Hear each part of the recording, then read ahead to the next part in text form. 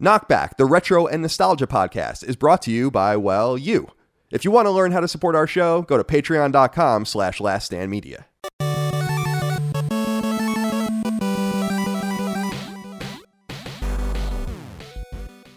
Greetings and salutations. Welcome back to Knockback.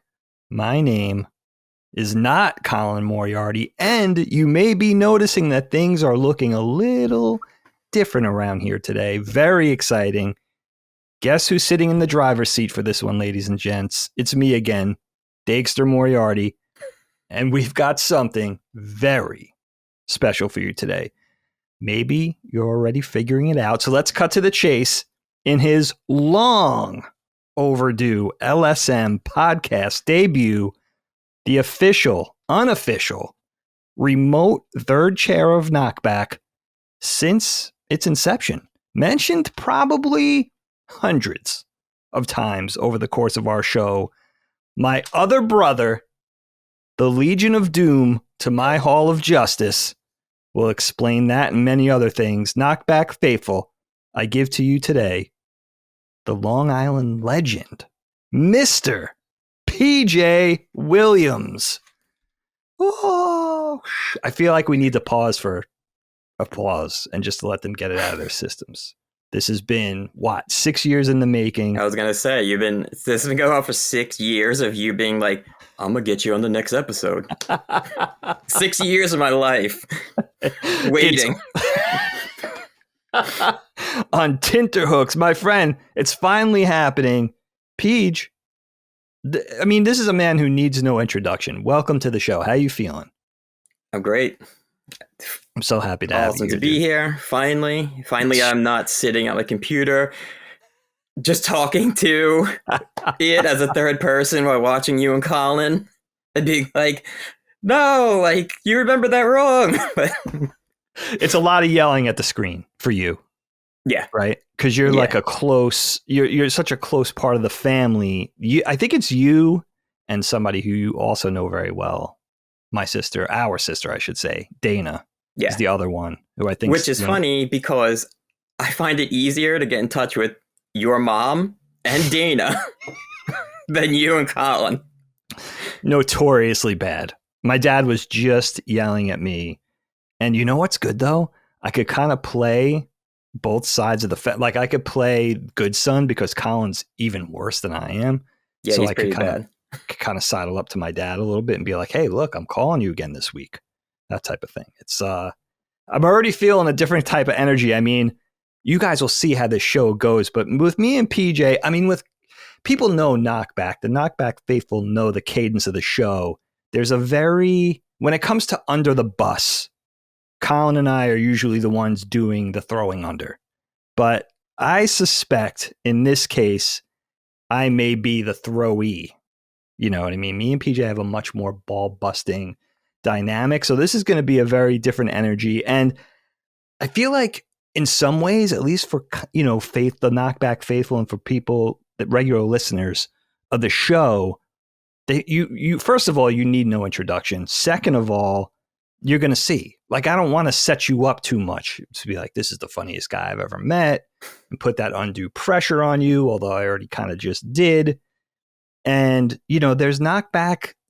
We have our NPCs, you know what I mean? Those people that are kind of important, but then we have our mainstay characters, you know what I mean? The people in our little RPG world that rotate in and out of the party. And you're one of those people, your family.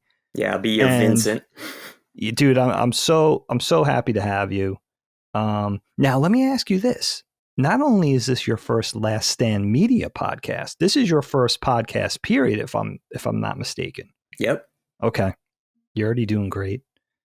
And listen, I wanted to start. I wasn't expecting to start this way, but I thought this would be timely.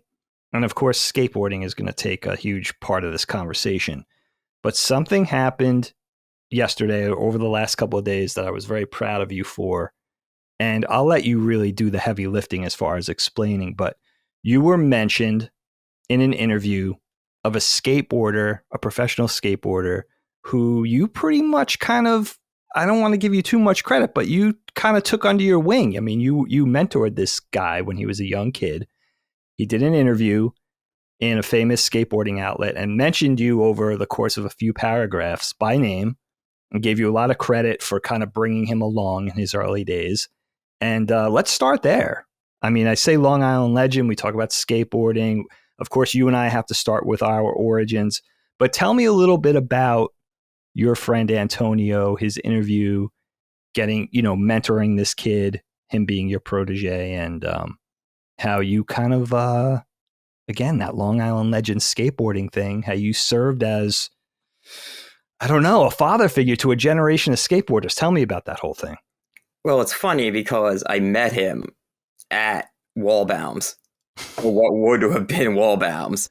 But instead of skating in the front, everything got moved to the back. So, that car wash next to it? Sure. He lives on that block, or he lived on. Oh, you're kidding me. Yeah. So he would skate over. So when I met him, he was, you could tell he had written natural talent for sure. And he was just skating super fast, but he had big floppy shoes on and his board was all chipped up and stuff like that. How old was he then? He had to be 14 probably. Okay, young. Okay.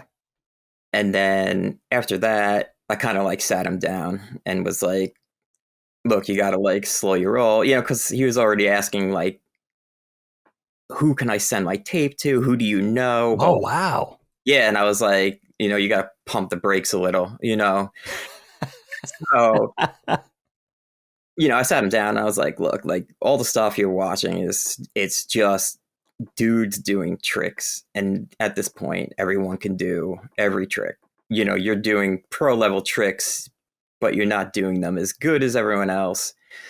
So I was like, you got to work on style. Style's everything in skateboarding, especially now, especially when you go to your local park and every Johnny heel flip could do every trick that you worked a year to land. They could do it first try. So from there, look good to stand out. Yeah. I had to give him the Jay Adams, style is everything, you're not welcome here. If you can't look good on a skateboard. So, from there we went to skating every day behind there, and he just started getting really, really good. And then Eric, who made the PJ video, yes, ended up taking him out all the time and filming. So that's how I ended up meeting Antonio in the end and mentoring him kind of through the whole thing. Dude, it's so cool. I mean, Antonio, how do you pronounce his last name? Durajo? Dureo. Okay, so Antonio Dureo, for a little context for the listeners, major pro street skateboarder now. You're sort of, I would say, I don't know if PJ would agree with this, but sort of your pro's favorite pro skateboarder, considered one of the best skateboarders in the world right now. Hailing from Long Island, again, somebody who was kind of tutored under PJ and kind of went on to be a breakout star in skateboarding and sort of a bi-coastal phenomenon. And I was so proud of you for being mentioned. And it was also cool for someone who's becoming, this rising star in skateboarding to mention you by name and to credit you for kind of being that sort of teacher and that sort of bringer alonger of somebody who kind of pointed him in the right direction and spent the time. And I'm sure your mom, like all the other skaters growing up on Long Island, had a lot to do with that as far as feeding him and housing him as she did for generations of skateboarders, which of course we're going to get into your parents as well. No, it is funny. I actually used to pay him in food to do tricks. That's how it would motivate him. I love it because it's no different than when you and I met in the early 90s. And of course, this ties into me and PJ's origin story, talking about Wolbaum Supermarket in East Patchogue on Long Island and how that whole story came full circle, because that's exactly the place, not only the area, the town, but the exact place geographically that me and PJ met. Now, PJ, our origin story is important here first meeting, some 33 years ago, through, largely through skateboarding, which is a big part of the template or the foundation of our story. But I know what I remember from that. But what I want from this episode is, first of all, the Knockback listeners, they've been listening to me go on and on for 6 years. Of course, this episode is about us, but I really want it to be more about you, and I want your perspective on things. So let's start there with the origin stories, meeting as teenagers, although we were almost 4 years apart. That's an important part of the story. What were your first memories of meeting, sort of hitting it off as friends, and those early days of, maybe those first days or those first weeks of knowing each other?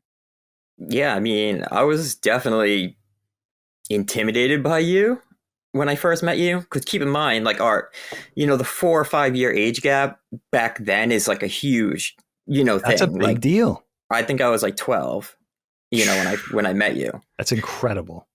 And then I remember meeting you skating. And then I had an orthodontist named Dr. Muskin, who looked exactly like Roy Orbison.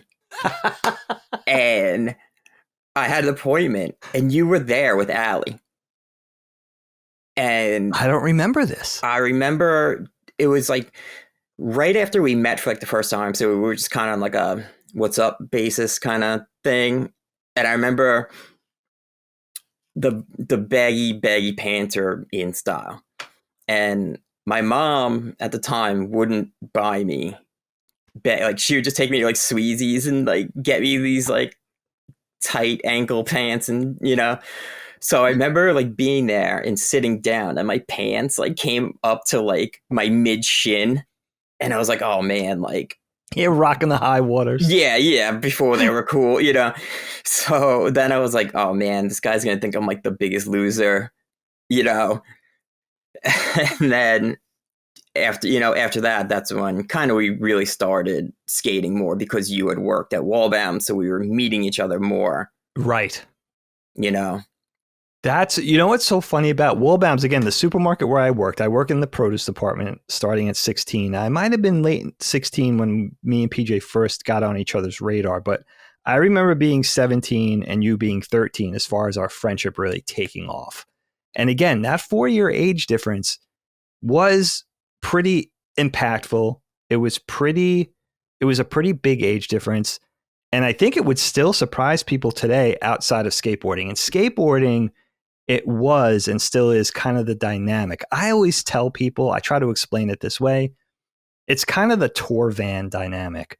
You're going on a cross-country skate tour, whether you're sponsored by a shop or whether you're sponsored by a company.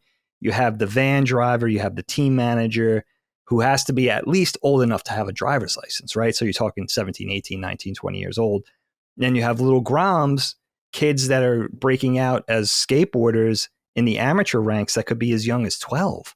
So you already have that dynamic where you have that bond and that glue through skateboarding that transcends the age difference and not only makes it comfortable for you to hang out, but you have that thing in common that you're passionate about, that language of skateboarding, and it sort of ties people together generationally. And I know a big thing about that you're a big proponent of and always have been, is that it ties people together racially and socioeconomically too. It doesn't matter what you look like, your religion, your skin color, your financial status, or even your age. Skateboarding sort of embraces everybody as long as you have that common passion. And that was one of my first experiences of that thing with you, because all my skateboarding friends up to that date were either my age or a little bit older than me. So you were the first one I recognized, not only as a younger friend, but somebody who was sophisticated enough to already get it. Because at that point, 91, 92, I had only been skateboarding myself for not even 5 years yet. So I was, very much in those fledgling throes too. And I remember meeting you. I remember you coming into Wallbounds. Do you remember this? I remember this very specifically. I remember the era very well because 101 as a company, World Industry just launched 101. And that's what everybody was excited about. which was Nodis's Compass's company. But I remember reading, like flipping through a Big Brother magazine, and there was a 101 ad. And I was standing in the back room of the produce department. And nestled between the produce department's back room and the bakery of that supermarket was this giant cabinet of the penny candies, the loose candies. And you used to come back there and sift through that and maybe stock up a bag or just sneak a few. And I would see you from the produce back room through the windows and the back doors. And those days, this is kind of an important point to emphasize, I think. Back in those days, skateboarders looked like skateboarders, right? Yeah. You had the duct taped airwalks. You had the big raver jeans, the blind jeans. Now, when I'm talking to Lilia, who's in high school, or my wife who teaches high school, and I'm like, who are the skaters? They don't even know necessarily unless they see them riding a skateboard. Yeah, same with Sophia. I asked her the same thing. I was like, are there any skaters like in your school? And if so, like what are they, and she just like, oh, like, yeah, there's kids who bring their skateboards to school, but I think they're more longboards, right, than skateboards. And and I'll see kids pushing around the area, but it looks like a transportation thing only. Well said. Yeah, it's not a core skater thing. It's hard to disseminate between. Yeah, like you can go to the skate park now, and I can look at these kids, and 9 out of 10 of them I can pass in the mall, and I wouldn't have any idea that they skated. You can't identify them as skateboarders. There's a much wider margin for what you could look like, and we're going to get into all that. I want to get into that's a big part of the conversation for me today, with the way skateboarding's changed and evolved over the years, and the way it's a whole different philosophy now. But back then, we could identify each other. And also, it's important to note there were much fewer skateboarders. Yeah, much fewer and far between. So it was very exciting to be at the mall with my parents and see one of those kids with their duct taped wrap shoes and be like, oh, that's a skateboarder. Also in that knowing, oh, that's a real skateboarder. Because it was funny because I remember going to Great Adventure with you one time, and we saw another skater walk by, and we just kind of like casually like, hey, what's up? Kind of like it was an instinctual, like, that dude's a skater. Like, we know he's a skater. Like, we're friends instantly just from passing, Props. Yeah, acknowledging each other. And yeah, that was, and that's all we needed. That was so exciting because we were building our small little community. And yeah, because at that point, skateboarding had taken on the nosedive, because I feel like when I got into skateboarding, I went to that bike shop in Patchogue. I think it was called Pee-wee's or something like that. That's right, Pee-wee's Bike Shop. And I got a board there. And I also got a video. And the video was Hocus Pocus, which was an amazing, legendary video. But at the time, it was like maybe like 2 years out of date from what was really going on in the skateboard world. So, I think my first board was like a Matt Hensley Mini. That's like before I knew you. Yeah, with like a pointy nose and stuff like that. Incredible. H Street, shout out H Street. Yeah, and then maybe like a few months into skating, I see Joe Menudo comes to Patchogue. And legend. I'm trying to do like bomb drop board slides on like a 3-stair rail. And he's doing impossible lift slides on it. And I've never even seen that in my entire life because it was so, the video I'm watching, and then I'm watching him. It was like the best skater on Long Island at the time. Phenomenal. Like, so it put like a whole different perspective into it.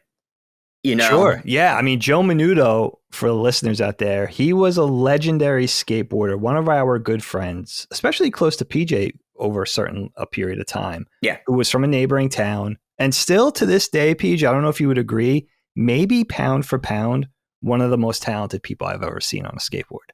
Just naturally. 100%. I mean, just like could have taken it all the way if like he still skates at Mastic Park, from my understanding, and he goes like early in the morning and stuff. And I'll, randomly like have people come up to me like, yo, like I met this guy, Joe Menudo, and, he says he knows you and blah, blah. And I have to like tell them the whole story about like how unbelievably good he was.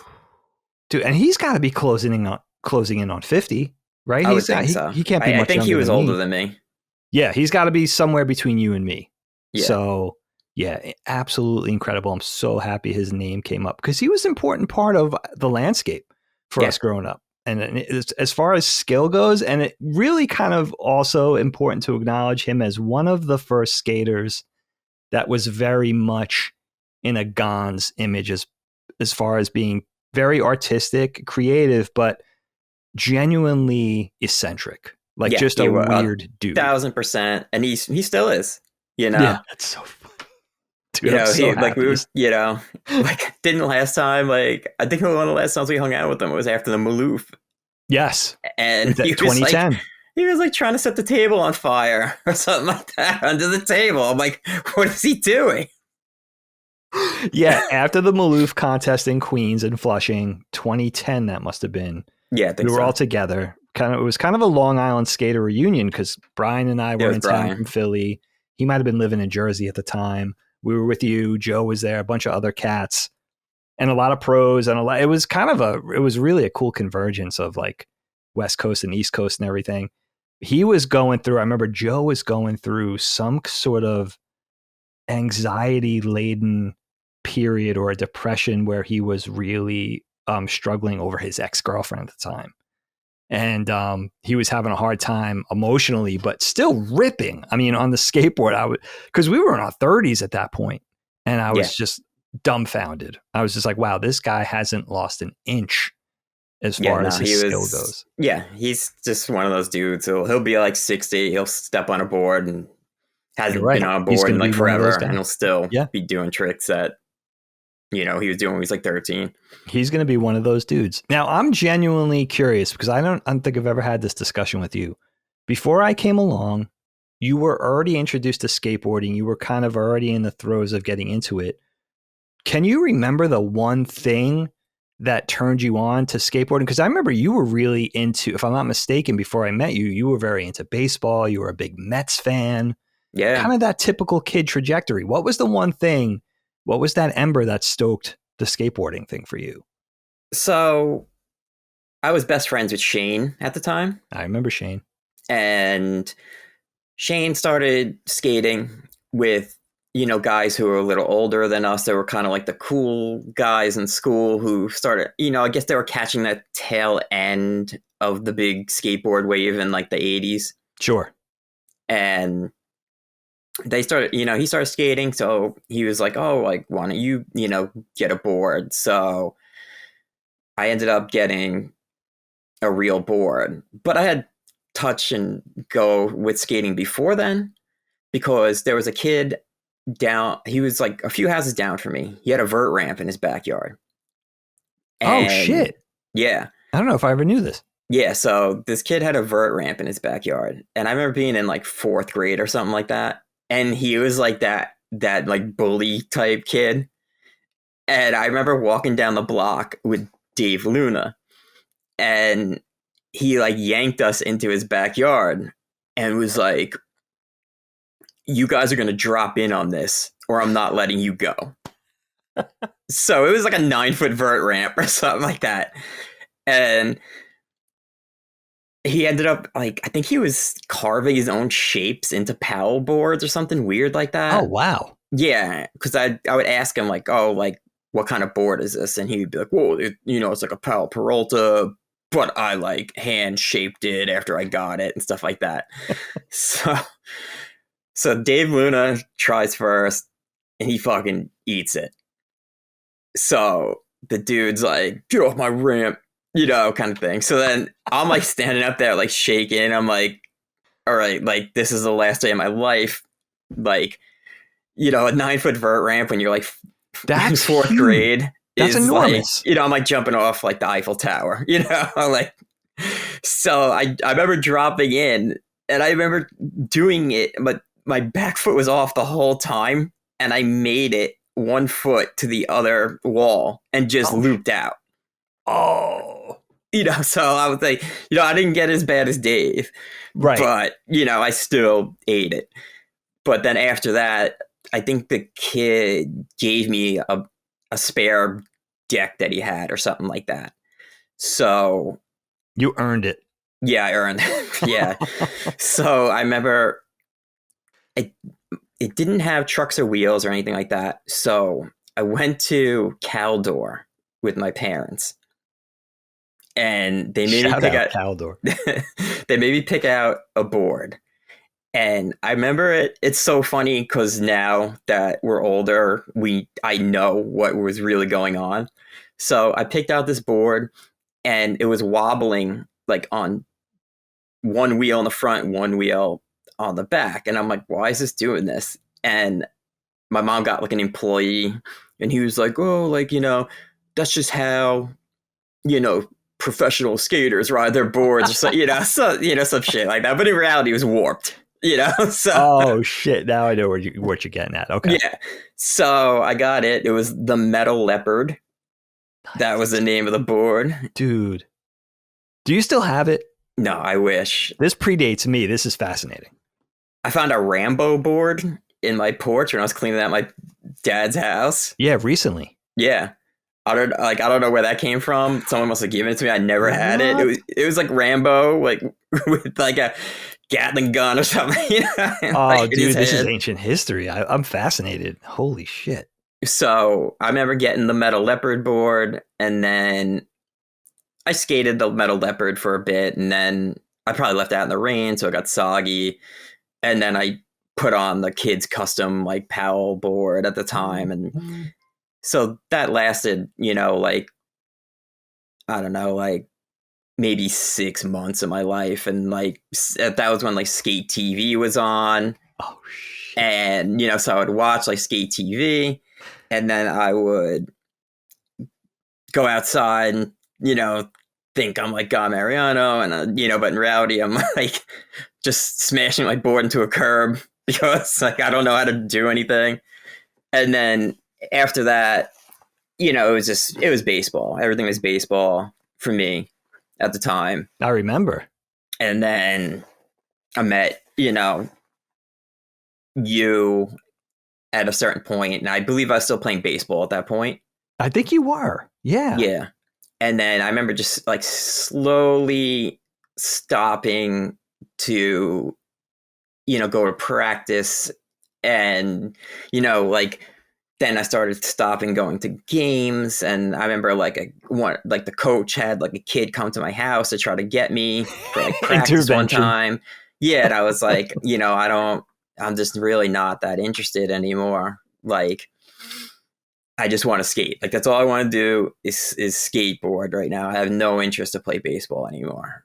So then, that transitioned into me being in junior high and being a full-blown skater at this point.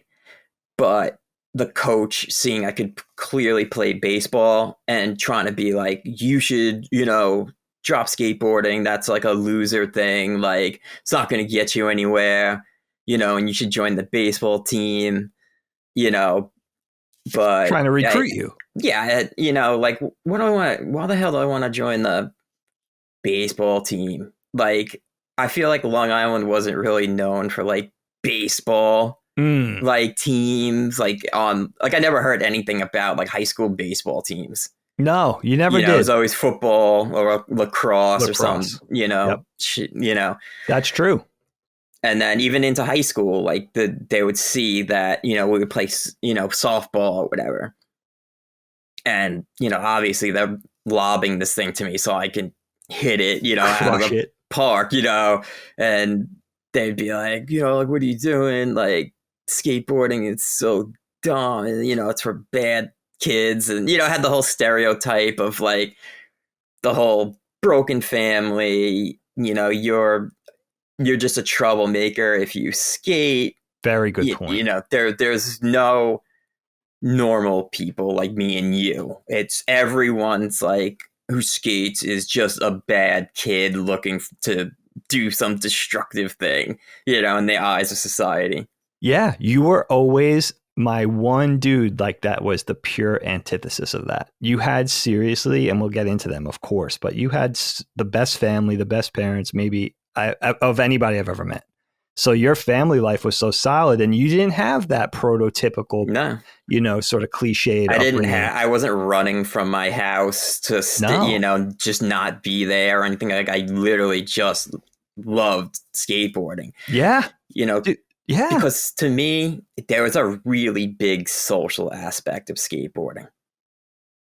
And it went hand in hand with the love of doing it and actually being there. That's very on brand for you. I mean, two things don't surprise me. First of all, the fact of you being good at baseball, because you were always very athletic. And that, I think, plays into the eye-hand coordination with video games too, which of course we'll get into, as being one of the best gamers I've ever met. And you're one of those dudes that I think could be talented at anything, given, the time and the dedication to that thing. But the funny thing is with the baseball coach in junior high is your heart had already been absconded by skateboarding. Your heart had already been captured by something. Yeah, that was it. Like, that was no more. I didn't care about anything but skateboarding and playing video games and hanging out with you. That was my entire reason of living. It's so funny, dude, from day one. And you know what? You and I both experienced a lot of people from being little kids in our teens to now, moving in and out of skateboarding. But you were always the one dude where I was like, this guy's going to skate. Like, we were maybe the first generation. Maybe you could argue it was the Stacy Peraltas and the Tony Alves that were the first generation of this. But we were certainly the baton inheritors of, we're going to do this until we're way too old to do it. Like taking a skateboard and making it a lifestyle instead of a toy. And you were always one of those dudes where I was like, this guy's just going to skateboard forever. Like, he feels about skateboarding like I feel about skateboarding. And besides just loving you for so many reasons, which, by the way, we got to dissect that. Like, why is this friendship the way this friendship is? But that was one of the things that comforted me about you, was that this guy loves it like I love it.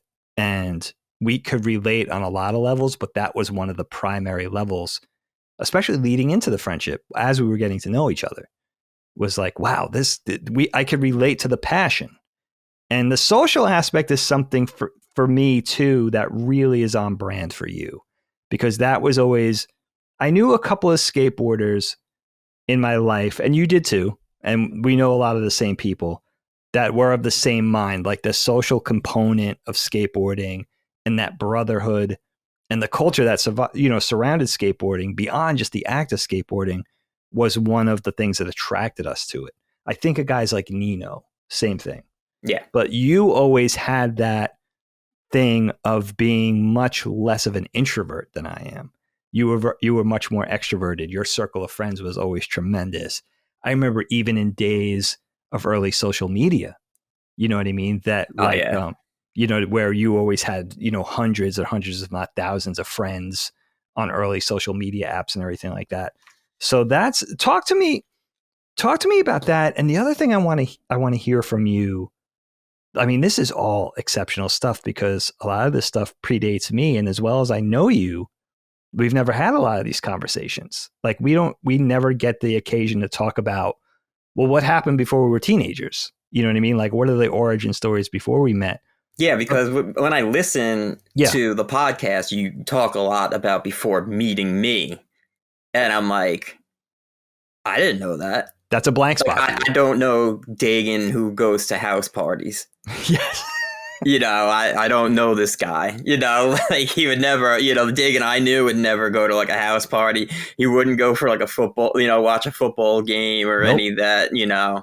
He was, by the time we had met, you were just fully into skating, video games, and anime. And that was it. Yeah. And it's the same thing though. It's like that was the skateboarding was the linchpin. And those other things you mentioned were also super important, but it was like you're going through those early. I know it now because my son's of that age, right? My youngest. It's that floundering. You know what I mean? It's that like I can't find myself. I feel lost. Like, where's my tribe? I haven't found my thing. I haven't found my people. And he's going through that now. And I want it to be skateboarding for him so bad, but I don't want to push him too hard because it may not be his journey. That was mine. But that's funny because you don't know that, Dagan. By the time you met me, I was already firmly established in my skin. This is who I am. And I feel like it was the same thing for you. You were I don't even consider you a protege, really. I just consider you a younger version of me that I was attracted to the things we had in common as much as I was attracted to the things that were different about you. You know what I mean? As far as you were much more laid back, much less stressed out, much more social, much bigger circle of friends always than me. And you were, I don't know if you even know this, and I don't know if you and I have ever really had this conversation, but you taught me a lot, especially as somebody who was like 4 years my junior, as far as like loosen up. You know what I mean? It doesn't worry just enough. Like you don't have to worry yourself to death. You lighten up. Like it's funny. Learn how to laugh at yourself. Learn how to laugh at the situation. You know what I mean? A little bit of hedonism, like just have I was fun. gonna say, like I remember you guys calling me the biggest hedonist you've ever met, or something like that on one of the other podcasts. And to me, there was no I don't know. Like I said, I go through life very carefree. I don't really have time to worry, and I mean, maybe that's why I look so good at. I mean, you look 45. By the way, mid 40s. I mean, this guy doesn't look like he's in his mid 40s. Let's be serious. Maybe because I dress like a 16-year-old, that could help. But that might help. But I'm always trying to embrace those PJ-nesses. You know what I mean? Like those things that I always admired in you. You know what I mean? And always trying to take a little bit of that as a lesson and a little bit of that for myself. It's like, just have fun, man. Like, and also I have to say, when I call you a hedonist, and I always credit you specifically as having a lust for life. Like that was always the big thing with me. Like this is a person who enjoys his life, his people, his hobbies, whatever it was, you know what I mean? And sort of that, not living to work thing, just working just enough, but never irresponsible, never sort of. I mean, I definitely had my times of, just like being like, "Are you not going to give me off this day?" Like, all right, like give me my paycheck. I'll working to live, not living to work. Yeah, right. That's PJ in a nutshell for me, and it makes you a very different character too, and somebody who I could learn from. You know what I mean? I celebrate all the things that I think we have in common, our attraction to family, and that could come from the Irish-Italian thing, being from the same place, having fathers who were civil servants and New York City firefighter and New York City cops and all that kind of thing. I think there's a lot of things just woven in that make this friendship work. But talk to me, Peach, about growing up on Long Island. Long Island is a main character on Knockback because me and Colin are always talking about where we're from. We're very proud of it. But I think the difference with you is you generally, for the most part, with brief blips of going elsewhere, have been planted on Long Island for 40-something years now. You're still there. Yeah. And I think, I was just saying this to Helene the other day, it's easier, I would argue it's easier to be proud of the place you're from and have that provincial pride if you're not still there because you're loving it from a distance. For instance, I think, my family hates Long Island. They all migrated off Long Island with the exception of my dad, right? They would never go back. And I still don't feel that way. I have a lot of pride in Long Island and I love it. But you still talk to me about being from Long Island and still being there, but talk to me about your feelings about Long Island, because I never really got into this with you before. I mean, I don't have like the whole like Long Island pride thing like you. To me, I did grow up on Long Island. Yes. But I spent a lot of time growing up in Manhattan. To the point where they started giving me free subway, Metro cards because they thought I went to like high schools there and stuff like that. So I was getting like free Metro cards all the time through like my friends who I would go like in like 12th grade, I would get out at like 12:45 or something like that. and then I would just go right to the train because it was like a $7 train ride at the time. And I would go meet my friends who were still in high school in the city because they would be getting out around like 3, and we'd be getting there like the same time, you know. It's funny that you say that because you were always my big tether to New York City. I was never a city guy. Now, I spent years, decades working in New York. Never lived in the city, never lived in any of the boroughs. That's an important thing to mention. And you were always my tether to not only Manhattan through your, through skateboarding largely, but also through your club days. Yeah. And your rave days. But also, you were also my biggest association to Brooklyn, ironically, because my dad worked in Brooklyn his entire life. Now, he worked in a place that wasn't really outsider friendly, right? In Brownsville, East New York. But you were my tether to the skateboarding end of Brooklyn, KCDC back in the day and all of that. So, yeah. So talk to me about, and you really were the guy who wanted to be off Long Island as much as you can, as early as you could. So you were the guy going back and forth. You were really the city cat, much more than anybody I think I've ever met, at least that I was very close to. And why, what attracted you to that?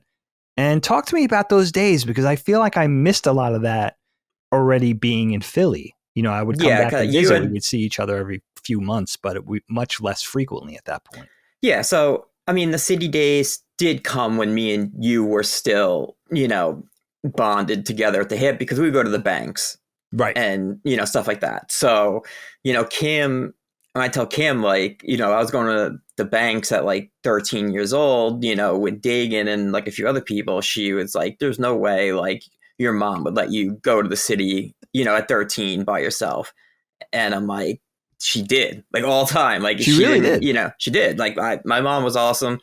My mom did not care about where I went, unless I, it was going somewhere I probably shouldn't have been, and then she'd probably be like, yeah, like, but she trusted you. She did. She trusted me.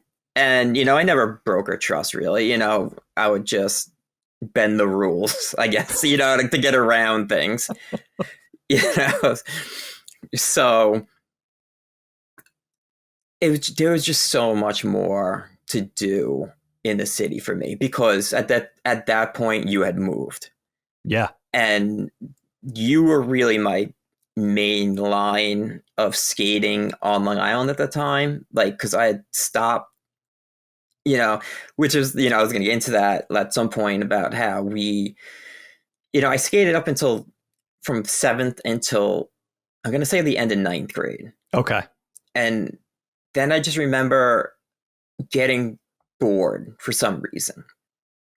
And then me and you had a very slight drifting apart. Yeah. That was like, I'm going to say the span of maybe a year. Right. I remember. Yeah. And then I saw you at the mall, I believe, and you were with like Brian and Chris Swift. Okay. I don't remember this. And yeah, I was with like some kid I was like playing hockey with, and it was, it was kind of awkward, like, hey, and then I think like shortly after that, I was like, you know what, like I'll start skating again.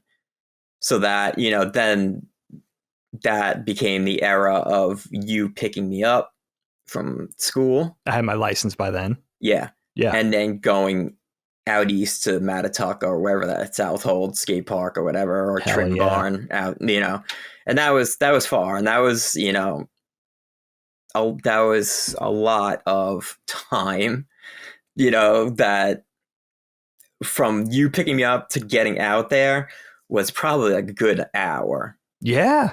Every day, so, I would just like leave my board in your car because you were just going to pick me up the next day anyway. So I would just get right out of school. Yeah. It was we would go out there and then go to the arcade after, then that was my life, for a good year again before you ended up going to Philly. Wow. Yeah, that was the rhythm. Isn't that ironic? We did have that period. I'm so nostalgic about that era because I remember what it was like. I remember what it looked like. I remember our soundtrack, but Yeah. we did have that blip of going east to skate, like going to the Hamptons, Southold, the Trim Barn. Yeah, I have no idea why. So weird. They weren't the best spots. Like actually they were like terrible spots when you actually look back on it. It's true. I mean, we were already from so far out east on the island. To go even further east was a really weird period, but a very nostalgic one. And yeah, that was what predated me finally leaving for Philly in early 94. February of 94, I think, is when I first, and I was already 20 because I already had taken that hedonistic year, that PJ inspired hedonistic year between high school and college, to which I remember my parents being so nervous about that. And I was just like, I can't do 13th grade. Like, I hated high school so much. Yeah. Already at that point that I was just like, yeah, I can't do it. I have to enjoy just being a kid and all that kind of thing. Oh, that's funny that you bring that up, man. You're kind of massaging so many memories that I haven't thought about. Yeah, but I mean, we're also jumping like a lot, so I don't know if you want to take it back, because we're kind of like in the No, that's okay. I mean, you could take it. I want you to take it wherever your memory leads you, because you and I have so much, kind of in the clip as far as our memories and I mean, years, decades worth of memories. And there were a lot of phases. I like you mentioning that you were interested in street hockey too, because that was another one of your genuine interests, and also very Long Island. I played roller hockey for a while. Yeah, I remember. And you were good. But again, it was just like a year or two, like where I could, I think I was skating at the time, but I was in like a roller hockey league, so I would just play at night after I skated. But at that point, I think you were definitely in Philly at that point. At that point, okay. Because I came to the point where I'm like, I don't really have anyone to skate with. At that point, everyone was in Philly that I knew, or they had quit. Yeah. The quitting thing played a big role in, the highs and lows. And I remember your street hockey stuff. I remember remembering a couple of things about that. I remember being like, yeah, well, he's good at everything, so if that's what he wants to apply himself to. But it was also a time of great gatekeeping in skateboarding, where it wasn't okay to know like your bestest friends, your closest associations in skateboarding were doing something else. It wasn't like today where it was like, oh, you could run track and skateboard. It's perfectly acceptable. Like back then it would have been frowned upon, even though we're a much smaller group. But I remember championing that for you. Like, well, I remember feeling bad about people feeling bad about it, or belittling the notion of why can you only skateboard and not do the other thing? Like that was my trotting into an area of being like, you know what, just live and let live. Like he could be a skateboarder and still be, he could be a core skateboarder and have other interests. You know what I mean? Like, this is getting ridiculous. I kind of like the younger, like someone like Antonio, and like I really kind of did gatekeep him away from other things. He had a friend Jesse who was like amazing too. Okay, and he was on the wrestling team. Oh, and I would be like, yo, like stop wrestling. It's so dumb. Like you're so good at skateboarding. Like just skate all the time. Like, yeah. So I am guilty of that, but it's also probably because that's usually when kids either make it or break it in skateboarding. That's usually the age where you're going to fizzle out and start, being a regular high school kid. Right. Or you're going to, skate.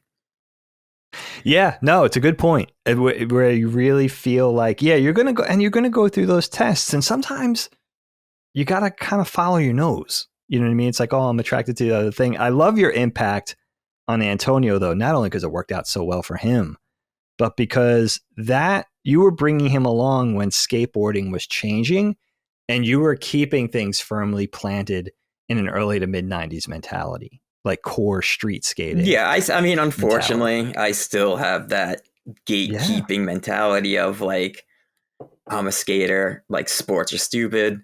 Why do you want to watch a basketball game? Unfortunately, like I know that's like a really shitty way of thinking, but I feel like that's the way we were raised back then, and we still kind of have that thing. I know you're a big sports guy. I don't know Yeah, why. to some degree. I mean, certainly baseball. Yeah, right? baseball. Which is funny because when I bring that up to people, I'm like, I can watch a baseball game. And they're like, that's the most boring sport of them Everybody all, says blah, that. blah, blah. And I'm Everybody like, says that. no, I actually like I'm like, Right. what? I think football is like horrendously boring. I know I'm going to get like shit on for this, but to me, it's your average play lasts half a second. I'm right there with you. I can appreciate football from some perspectives, but you know what? It gets me to this thing. I have a captive audience and somebody I could really relate to in this. We're in a similar situation where we have very similar sensibilities. And first of all, we're kind of, I don't want to let the cat out of the bag too early, but you and I have something in the works, sort of under construction, that's going to go into a lot of this on a regular basis, I think, as far as gatekeeping and coming from a different generation and relating it to now and how that evolution has impacted things and how it's changed. But you and I have a very similar situation currently where we're very much of a certain mind, right? We come from a very similar place of comparable interests. We're both artistic, creative, core skateboarders. That's still woven into our fabric, but we live in the suburbs. And I always feel this constant conflict with that, with being, I don't know, it's a funny thing to say, but feeling nestled around all the regular people. You know what I mean? Like the people that go skiing, the people that watch football every Sunday, the people that are just more, I don't want to say boring or common, but a little more sort of templated into what you would expect from a suburb, where I feel like it's just, I feel like I can't make friends. You know what I mean? And it's just like, I feel like I don't have anything in common with a lot of people. You know what I mean? Yeah. What are you being a much more sociable person and being much less introverted, but being in a similar sort of predicament, if you want to call it that, as I am. How do you find that? Can you relate to that at all? I can, but it's mostly, here's how I kind of lived my life was, obviously me and you were best friends for forever, but you moved away. Right. So I didn't have you in my life all the time. Right. So I started really skating with people, but I wasn't hanging out with them after skateboarding. And I had a whole other set of like nerdy friends like Jesse and stuff like that, who are super into like Warhammer and, D&D and stuff like that. But they were also really into fighting games. So that's where our bond, really formed, where me and Jesse were just playing Tekken until like 9 in the morning. I remember this. And that he was really obsessed with like this place in Queens called Slim's Bagels. And it was like on the service road of the LAE. So it'd be like 4 in the morning and he'd be like, let's go to Slim's. So he would drive like 130 miles an hour out there. So it would take like 15, 20 minutes to get out to Queens and then like drive home. That was my life for a while, because you were gone. So I really started aiming more friends on like the nerd level of things. I wasn't really hanging out with skaters. I would, I had like Mike Lent and stuff like that who I'd hang out with, but mostly my core group of like other friends were just nerds. They were like trench coat mafia kids at some point. I don't know. And no, their interests were tabletop gaming and video games and possibly anime and all that kind of thing. Yeah. Because at that point too, like anime was starting to get a little more popular. You can go into like Tower Records and stuff like it wasn't so hard to access. It was becoming more easily accessible. Yeah, I think and like all that thing. Evangelion was on like Channel 5, in the mornings at that I time remember or you were a something huge like fan. that. Yeah. Yeah. So there was starting for you to be a distinction between skateboarding and the other people you hung around with. But that was always the other cool thing about you, is that you were always very accepting of people. It's not like you were judging like, oh, this cat doesn't dress a certain way, whether skateboarders or non-skateboarders. You know what I mean? Your circle of friends was always so huge and eclectic. And I always kind of admired that. I think you definitely had something in common with each of these people. Yeah, But I it feel wasn't like I like was you always, couldn't befriend somebody who didn't skateboard. You weren't like that. You didn't have that exclusivity mentality where it was like, oh, you're not good enough. Yeah, because I always felt like I was the bridge that connects everyone I agree. together. I agree with that. And then You were. like, You really were the everyone glue. always got along anyway. Because Right. even though they weren't skaters, they still were interested in the same things we were. Even though they didn't dress like us, they were still, down to, go to the arcade all night and, do whatever.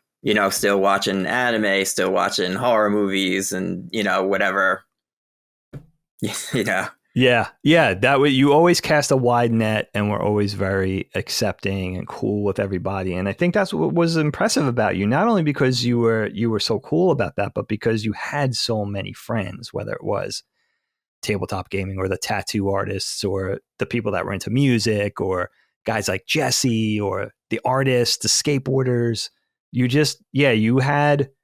had so many ties into just a huge, very interesting social circle. And I think that was always what felt urban about you. It seemed like, you could have been like that.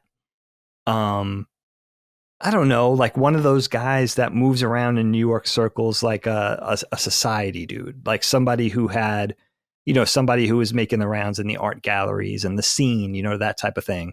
But you were doing that in the suburbs. Like you were bringing that very urban flavor to the suburbs, which I thought, or at least that was your home base in the suburbs, which I think was always very interesting about you. I definitely want to get into horror movies with you because I know that's something we don't have as much in common, at least as much as the other things, and that I'm fascinated with you because I know that's a genuine, authentic PJ thing. But let's talk about video games for a minute, because that was our other big thing growing up. Besides, when we weren't skateboarding, we were playing video games, whether it was at home, in the arcade. You were my first friend who was a big Sega guy. Colin had a family of friends that we talk about in the show a lot, the Kochers, who were a Sega family dating back to the Master System, but they weren't my friends. They were his friends. Yeah. You were my first tether into Sega and a long time Sega fanboy, but also, like I've mentioned countless times, you were one of the, and I'm sure you still are, one of the most talented gamers, very frustrating to play you in fighting games. So talk to me about video games. Talk to me about your love for video games. I remember, just for a little aside, talking about PJ's video game talent. His mom, PJ's mom, who I always lovingly called Mrs. Peach, she was so good at not only it was interested like insane. in video games, like she played so the good. hardest games and this is before strategy guides like I would go to school and I'd come home and she's playing like Milon's Secret Castle and she's fucking beating it. And I'm like, how? Like, and figuring it out on her own. Yeah. Like she's finding these secret rooms and, and I'm like, what the hell? Like, how is this happening? How is my mom better than me at these games? Like, she beat Sewer Shark like the first few days that we had it. It's one of the most obtuse games. You just mentioned two of the most obtuse games of the 80s and 90s. But she was, and also generationally, she was a little younger than my parents. But for somebody of that age to intrinsically understand video games like that was very rare. You know what I mean? Yeah. Not only was she good at it, but she was genuinely interested in it. Yeah, which was, she rubbed off that talent. Which was awesome, because that's how I really got into video games was her. She had bought an Atari 2600 for us, and she was really into Yara's Revenge. And I remember, I would like fall asleep and I wake up and she'd still be playing it at like 3 a.m. You know, she's, Oh, you know, flipping the score and, you know, whatever, you know, so we would play Atari games together and stuff like that. And then Nintendo came out and she was really into platform games. You know, that was her thing. That. She really liked platformers and Bubble Bobble and stuff like that. But then she just started beating like the hardest games at the time. And I was like, what the hell? Like, I would literally go to school and I would come home and she'd be at like the end, you know, like something like Sewer Shark, you know, like it had like the co-pilot guy or whatever that was on the screen. And he'd be like, you're almost there, bud, you know? And I'm like, and next thing you know, the credits are rolling, you know, I'm like, dude, like I didn't even get like a fraction of the way through this game yet. And you already beat it. Dude, that's amazing. How many people could say that about their moms? It's incredible. Yeah. And you know what's also cool? Like I met you after the 16-bit generation had already kicked off. So you already had a Genesis. So all the NES and certainly the Atari stuff. No, I feel like predates me. Maybe right before that. Because I feel like we were renting Nintendo games from Tri-R. Oh, yeah? I don't know. You might be right. You might definitely be right. I feel like I missed NES with you, but I feel like you were already... Yeah, because I remember you buying a Super Nintendo. Oh, all right. So I already knew. Yeah. So this was 90 or 91. I don't know. But yeah, probably around the same time. But do you remember your mom being so good? But I remember playing Sonic for the first time on your Genesis, and she would get so mad at me because I was trying I couldn't go fast. I was trying to play it like a Mario game, slow and deliberate. And she'd be like, you're playing it like a jackass. Like you got to go fast. But couldn't figure it out. She was so good. And she did. She played the most obtuse, sort of hard to figure out games, always triumphed. And I think that had to bleed off on you. I mean, PJ, for some context, PJ could be only kind of interested in a fighting game, let's say Street Fighter 2, and not play it nearly as much as me. Still jump in, figure it out within a couple of rounds, and beat the shit out of everybody. But also was so good that could only, do you remember doing this? You could only watch the screen casually. You would watch your opposing player's hands. The hands. Yeah. And I was just like, how is he even, not only did no one think of that before you, as far as I'm concerned, but how could you be so talented to do that and still watch the screen enough to win and to dominate, not only to win, but to dominate? So frustrating playing. They would just be like, all right, I know, Dig is probably going to, pick Ryu. So I'm watching, I watch your fingers. And if you were like, had your thumb, a little forward and down, I'm like, he's coming in with a dragon punch. Like, I know it, like right off the bat, or if you were holding it more down, I'm like, he's going to throw a fireball instantly. Or if you're going, holding it back, I know you're going to run away, so I'm like, but I'm like thinking back, like at that time, like, I was trying to think about it yesterday, like who I was like maining. I don't really remember maining. I just remember just jumping from guy to guy, maybe Saget. You didn't really main anybody because I think probably because you got bored. And you had to probably, not only was it kind of a flex to be able to jump around and say, I'm going to beat you with the worst guy, but you were already so past us skill-wise that it was like you could do that. You could experiment and still win. Well, I remember the first time ever playing it, and it was with you at that drugstore. Absolutely. Yeah, in Belport.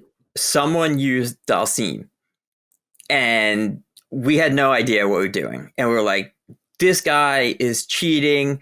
There's no way to get in on this guy. Like, he's just punches and kicks go across the whole his screen. Reach you is can't insane. do anything. Yeah. So after that, like, I really liked Street Fighter. Was it Turbo? Something. The one that the bowling alley had, where you can pick the people up off the, like, you can jump in the air and do the whatever moves. So it was Champion Edition Turbo, maybe. Yeah, like it was one of those. Version. I was like, we were even surprised that bowling alley even had that edition. Yes. because that was when I started using Zangief a lot, because you could just jump over the person and I could just, 360 the stick and grab them like I'd be like 10 feet in the air and he just grabs and does like a spinning pile driver like constantly. Dude, you got so good always in all fighting games with the most obscure characters, good enough with the who we consider the worst characters or the most unbalanced characters, and still beat, if not dominate everybody, to the point where I hoped that you wouldn't even get into certain fighting games, because then I could feel somewhat good about myself. Like, no, PJ doesn't like Samurai Showdown too. I was gonna say much. You had we did play that a lot, but I'm gonna give it to you that you were better than me, because I played it 9 times more than you. That was the only reason. Like, if you got into a game, Combat it was 2 over. machine, and you would be at the Neo Geo cabinet. That was the only way I could like walk away with any dignity. It was like, and I would just hope, like, please, if he gets into this game, it's going to be over. That type of thing. And then you started to migrate towards like the Tekkens. Yeah, I really got into the, non, 2D fighting games. I was heavily into Mortal Kombat 1 and 2. You were so good at those, dude. I remember, because that was going to think that I've only seen you mad twice in my entire life. Tell me about this. One was at the arcade. I beat some dude in Mortal Kombat, and he was an older guy, and he called me like a little fucking rat or something like that. And you pushed him from behind and held him up into the screen by I don't his remember head. This. Yeah, and what? you were like, "What?" You were like, "What'd you say? What'd you say?" And he was like, "Nothing, man, nothing. Like, he just beat, he just always beats everyone." And then the second time was with the cookies. All right, tell you got it. All right, this is the opportunity. Tell the famous cookie story, because I remember this one so well, and I do remember being. So I had a neighbor who lived across the street. His name was Jay, but he used to say everything and everyone was gay. So we used to call him Gay all the time instead of Jay. So he was such a menace to us that we would be like, oh man, like, what's he gonna do now? Like, he'll come running out with a knife or something, he's like chasing us around with a knife and stuff. So one day we're outside skating and he called us over for something. And he threw like a Famous Amos or like those small cookies, like a shuriken, and hit Dagan like right in the eye. Just nailed me. It was like Shinobi. So that Dagan's like freaking out on him. He's even younger than me, so Dagan's like yelling at like a 10-year-old kid or something. Yeah, he was super little. So then his mom came outside, my mom came outside, see what's going on. Dagan's like pointing at him, like, he fucking hit me with a cookie, blah, blah, blah. So he's hiding behind his mom. Next thing you know, he throws another cookie and hits Dagan dead in the eye again. Same exact spot. I mean, he was yards, like 50 yards away. It was uncanny to even make the hit once, did twice. Dude, so they were holding Dagan back like a cartoon. His arms are like swinging in windmills. I was enraged. He's so angry, and the kid like runs in the house and like locks the door. I'll never forget that as long as I live, because not only, I mean, it wasn't even that it hurt. It was just that everybody was laughing at me. It was just like, dude. It was like the best thing. It was so good that this kid hit him in the same exact spot. like the odds of that are like 1,000,000 to 1 that he hit him in the same spot. It was unbelievable. Especially like they were like the small, like Famous Amos cookies. It wasn't like a big disc. Like, yeah, he just nailed me. I was assassinated by 2 cookies. And it's so funny, like, Neighbor Jay, shout out Neighbor Jay. I know you still see him sometimes. Yeah, he's the best. Like a lasting friend. Back then, I don't think it didn't pan out this way, but back then it felt like he was one of those kids who was very chaotic, and he seemed maybe a little spectrum-y or something. I don't think he didn't really grow up to be that kind of adult. He grew up to be actually like quite a nice young man, but it was so funny because it did introduce that very sitcom-y neighbor chaos. Yeah, even though he was little, he was always up to some kind of hijinks. Yeah, like he'd be skating in front of the house. Next thing you know, his ice cubes flying at me from like his window, like upstairs and shit like that. And they were like surrounding his house, like we're gonna break in and kill him or something like that. Like yo, go to the back. He's gonna go to the back door. Like, it's so funny, dude. And it's so crazy. Like you, as far as your skill in video games, I know you've migrated to do a lot of PC gaming. Yeah, I basically exclusively like PC gaming now. Like I don't even own a console. Okay. And what are your games? What are your primary interests these days? I play a lot of MMOs and ARPGs. So I spent a lot of time playing Lost Ark. Okay. Which is, like it's starting to die now because Amazon took it over. Oh. But at the time, I was playing in Korea in closed beta. I was able to get in that.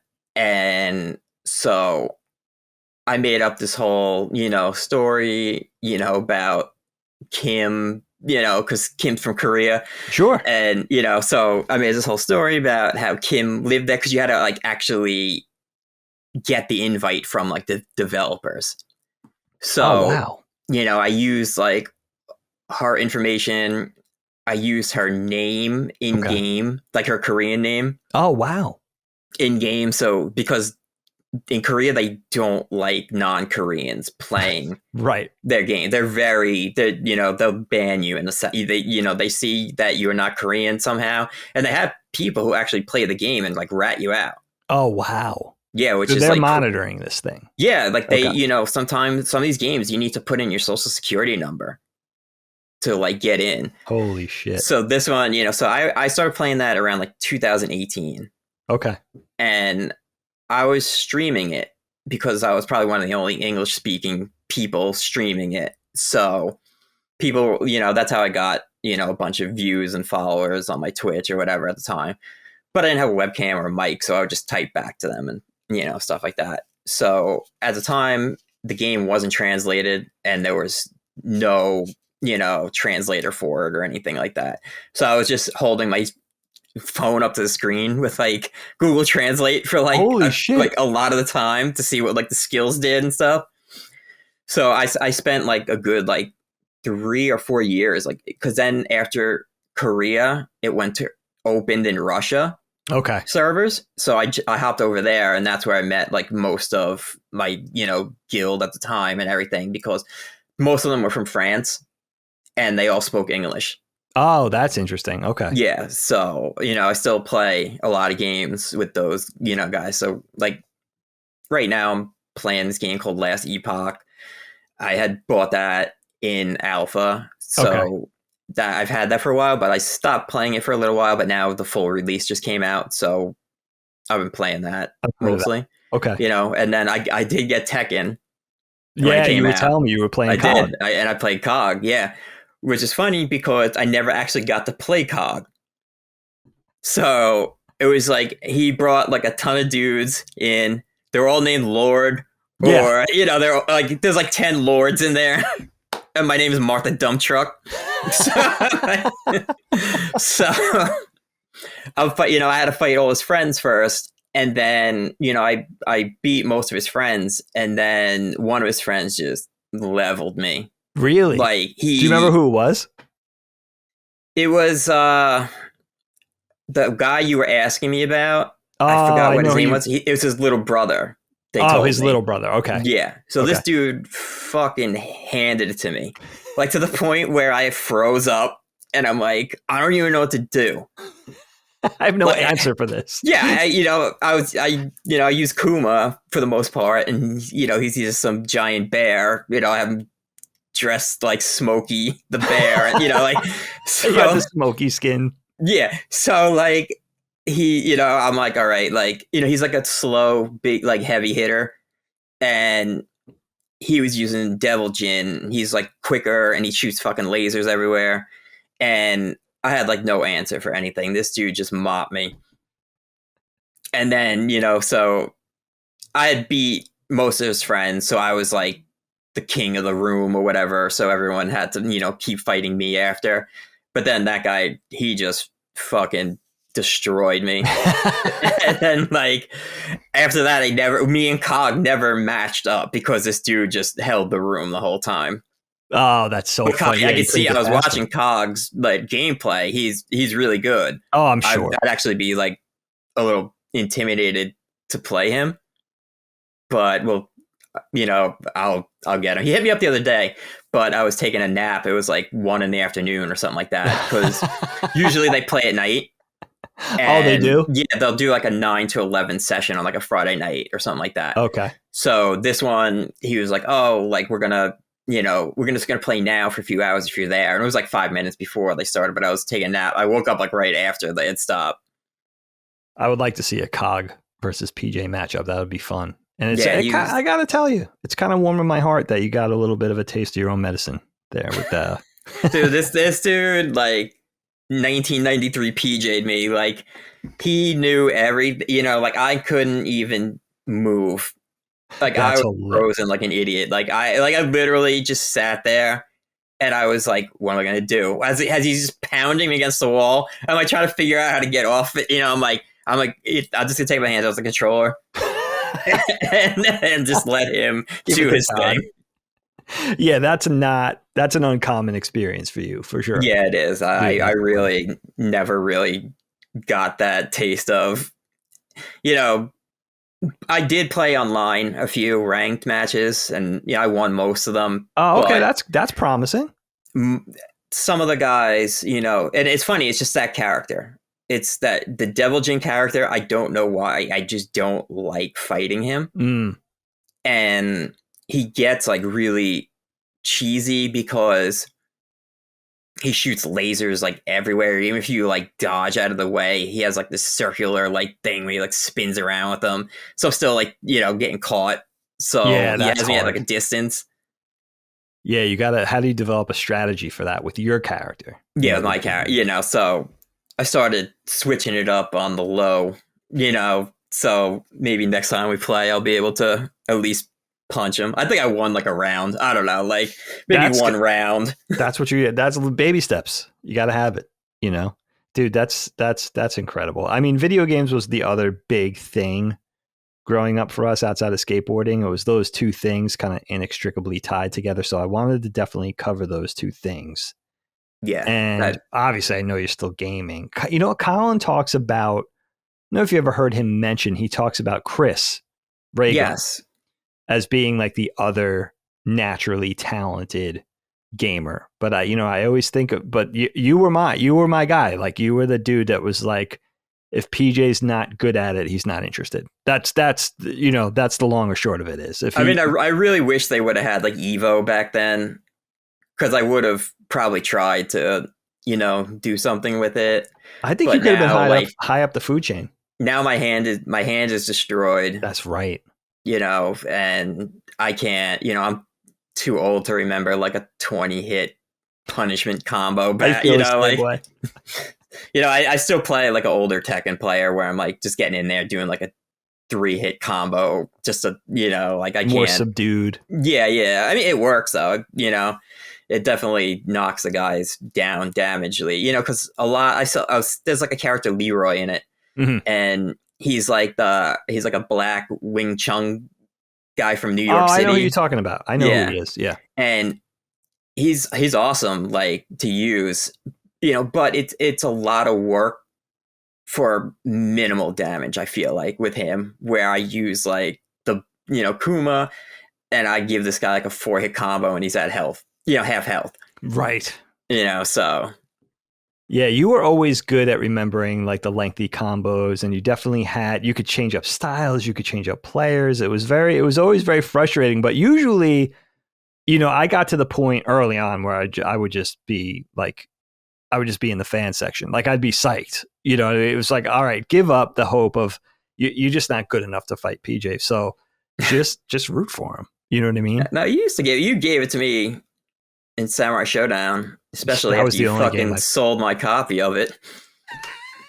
I knew that was going to come up. So this was bought Samurai Showdown. I bought it on the way to Philly so we could play. I left it there, and the next time I came back, it was gone. This is the SNES port of Samurai Showdown 1, right? No, it was wasn't it? PlayStation 2, maybe. Was it? And then what did I end up doing? Trading it towards something? You traded it in for like Wild Arms or something, so, I don't know, like Wild Arms. It might have 2, been Wild Arms because it might have been early PlayStation, like predating Final Fantasy VII.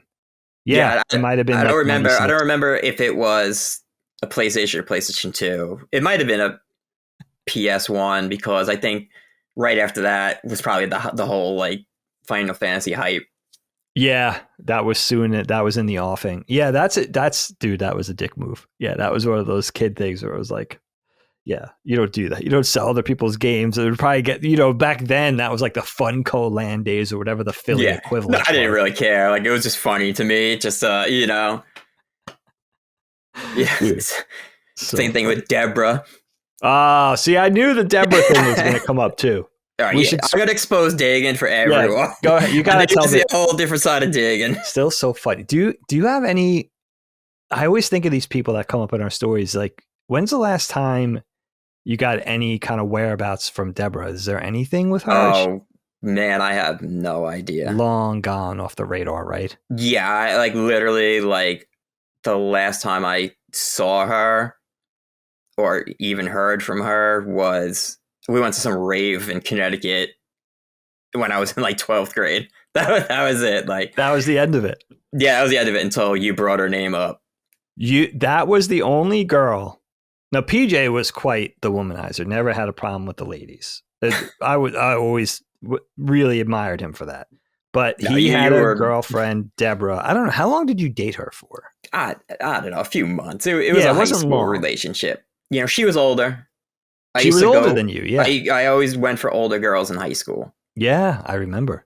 And she was a good probably 2 years older than me. She was right between us, I think. Yeah. Age-wise. Yeah. So, we dated for a few months. It was nothing serious. It was more like Josh was dating her best friend Kristen. Oh, I forgot about that. And then Our that's friend how Josh, that's how we met her, and that's how you met Alabama. Was she tied in with that tribe? She was, yeah. I don't remember that. I remember her. I remember Alabama. I don't know her real name. Yeah, because I remember the first night we all met everyone. Josh, I think I had met Kristen first, but then Josh ended up dating her. I introduced her to Josh or whatever. Okay. And then she came over with a herd of her girlfriends. And then you and Alabama hit it off, and you were visiting, and you were staying with me. Yes. And you and someone else it might have been Josh, I'm assuming. Probably you, Josh, and Alabama and Kristen went to your dad's house. Yes, I remember this. And you couldn't get in? Yeah, it was the four of us. I didn't have my key. Yeah, didn't you break the basement window and Yeah, I had to break the basement door by the pool to get it. My dad was so mad. I think that's the maddest my dad ever, because he was away for the weekend, I think. And our neighbor, speak about the Kochers, didn't have the key for some reason. They kept a spare key for my dad, but didn't have it. Maybe one of my other siblings had it or something and forgot to give it back. So yeah, I broke into that. That was terrible. That was terrible. How is Alabama tied in with that crowd though? Because she was I have no literally idea. From Alabama. She was a Southern girl. Yeah, I don't know. I'm assuming probably through college.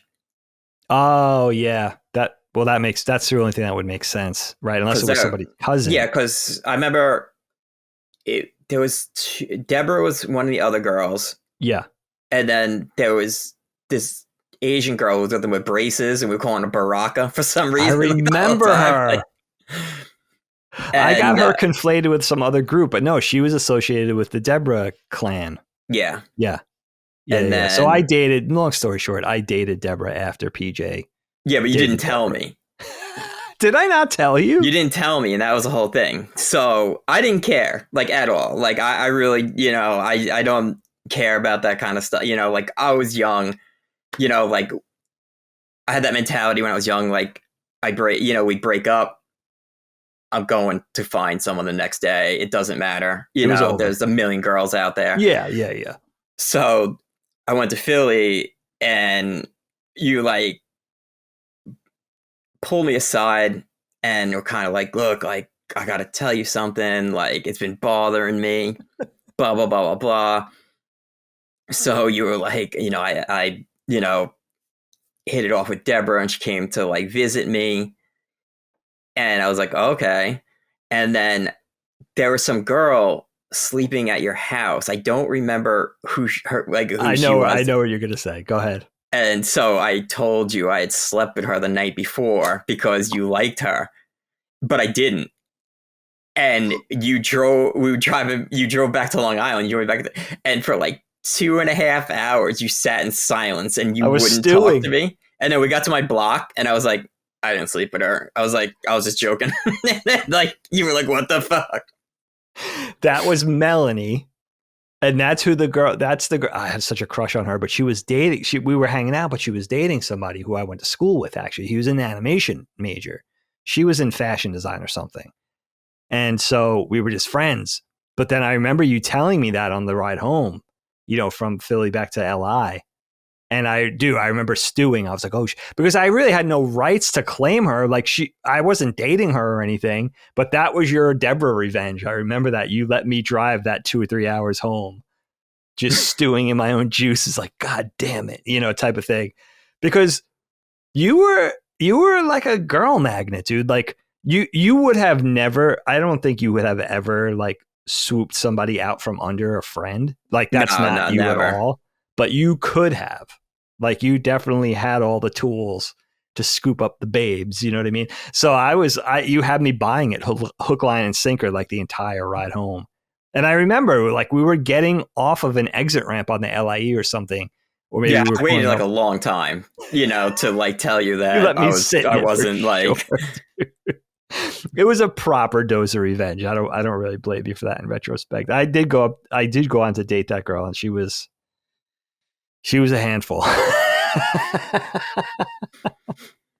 Yeah, dude, those are funny memories though. You coming back and forth to Philly because you were still young Colin too. I mean, Colin was even younger. Yeah, you know, I started bringing Colin out there. Yeah. You guys would come together. Yeah, I remember the burger incident where we were chucking the veggie burgers at the pimps. Yeah, I almost got evicted for it. Yeah, I remember that. I lived just into South Philly. So, and we had that neighbor. It was like a towny bar on the opposing corner of our building. But there was like 2 pimps, right? They used to hang out in front. I think so. Yeah, they seemed like, if they weren't pimps, they certainly looked the part. You know, and they were always on the street corner. I don't know what else they could have been doing. Yeah, I just remember like ducking and throwing. And then like you hear them like, what the fuck? Like, you know, like, who the fuck is throwing burgers? Like, it got stupid. Like just up against a wall, like taking turns throwing veggie burgers down at these guys. Dude, it was such a bad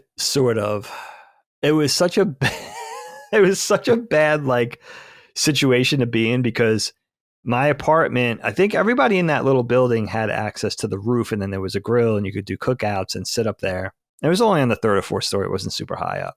But that whole weekend, just being up there, a big group of us, just getting into complete hijinks. And then it got so bad with the throwing stuff off the roof with us and our girlfriends and whatever chicks we were hanging out with, that, do you remember we couldn't even go out the front entrance of the building? We had to sneak through the back and then hop a fence because we didn't want to come out onto the street because they were like waiting for us. And that Monday morning, we had that weekend, you and Colin were out. Sometimes you guys would stay for an extended period of time, but I think it was just a weekend that time. And that Monday morning, I had a note under my door from my landlord, whose office was on the bottom floor of that building. So he was right there within earshot. And he served me and Alex, my roommate at the time, an eviction notice. You know what I mean? Like, it wasn't even like what happened. Do you have an explanation? But did you get evicted? No, right? I begged. I was like, dude, I have nowhere. I had just got kicked out of school housing for the cat, which I just told that story recently on Constellation. So I was with my friend Alex, whose uncle was paying for that place. So not only was it, because I was dead poor, not only was it free, but I had just gotten kicked out of the dorms. Oh, I had no idea that just you got weren't kicked paying out of the rent. dorms. So I thought it would be a great idea to throw shit off the roof at, our neighbors, the local residents and stuff. I begged. I remember that morning begging my landlord, like, please, Mr. Volpe, like, don't kick us out. I'm so sorry. And then my whole thing was like, it was my 16-year-old brother and his friend. Yeah, he played it all in Colin. Like, just threw him completely under the bus. He was already free and clear. He was back in New York. But dude, those memories are so funny. I remember though, you know what I remember about that time? I remember kind of rooting for you upon graduation from high school to move to Philly, but you never, despite Philadelphia blowing up for skateboarding, it was Barcelona for a long time. Like Philly was the hotbed of the globe, let alone the country. For sure. But that wasn't I always rooted for you. I was always pushing for you to move to Philly, but you just always resisted, which worked out because I ended up leaving for Connecticut and then I was in LA. Yeah, I was going to say, I was basically living there anyway. That's on your true. floor. That's right. I would come out for like a month and a half, go home for like a week or two and then come back, I loved having you. It was it was an open door policy. Like it's true. You could come and go as you pleased. So what was the point? You could have the best of both worlds. Yeah. No, it makes sense. Now, dude, I want to talk about I want to ask you, I want to pick your brain about something I don't think I've ever talked to you about with skateboarding. Before I move over to horror movies, I want to talk about horror movies with you because it was and still is such a passion of yours. But just one little thing about skateboarding, just to go back for a second. Obviously, skateboarding has changed a lot, right? Since we grew up in the streets, it was much smaller. It was growing. We were coming into skateboarding at the death then of vert skating and street skating taking its place, and all the 80s pros starting companies, and the whole landscape was going from like Skulls and Daggers and Crossbones and Gnar to Steve Rocco and World Industries and all that kind of thing. It was so cool. Now it's so different with a skate park in every town, and it's crazy. They're popping up on Long Island now. Like every town's getting like a skate park too. Every town, it's unbelievable, especially in the suburbs. Like the landscape of skateboarding has changed a lot. Street League, Deer Dick, X Games. It's so much different than it used to be. But what do you think, Peach, of? This is a very polarizing topic for skating, but I really want your opinion on this. What do you think of skateboarding in the Olympics? What's your overarching opinion on that? I think it's dumb.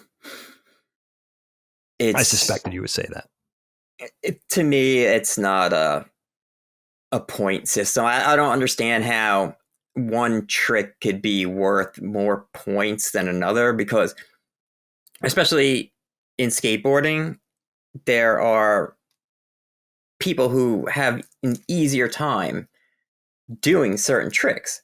Right. So if you're really good at a certain trick, but you're not at another, and you just run that trick because it's a high scoring trick, like, I don't know, it doesn't make any sense to me. Nausea. Right. It's like, how do you compete with somebody like that? Yeah. As Kim loves him. Oh, wow. Like, all the girls love him. She would follow his Instagram. She'd be like, do you know Nyjah and Kelly broke up? Or, whoever, like, girl he was dating at the time. Oh, Kim's like, I am. I love that.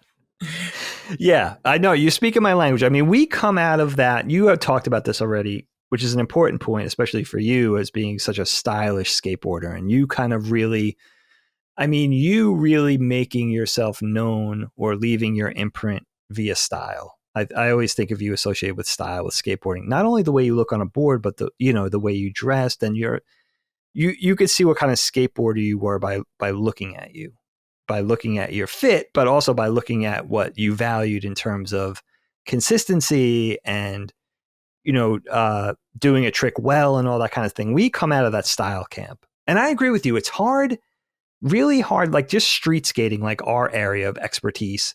How do you quantify that? Especially if you're looking at style, if you're looking at trick selection, if you're looking at consistency, how do you rate the difficulty of a heel flip versus a kick flip? You know what I mean? It's like, it's so different for everybody, you know? It's I'm friends with like Spanish Mike. Sure. And, you know, he's in that whole camp of like street league and stuff like that. And he told me that there's like a literal point system and each trick is worth like X amount of points. Right. And they have to judge it based on points only of the trick.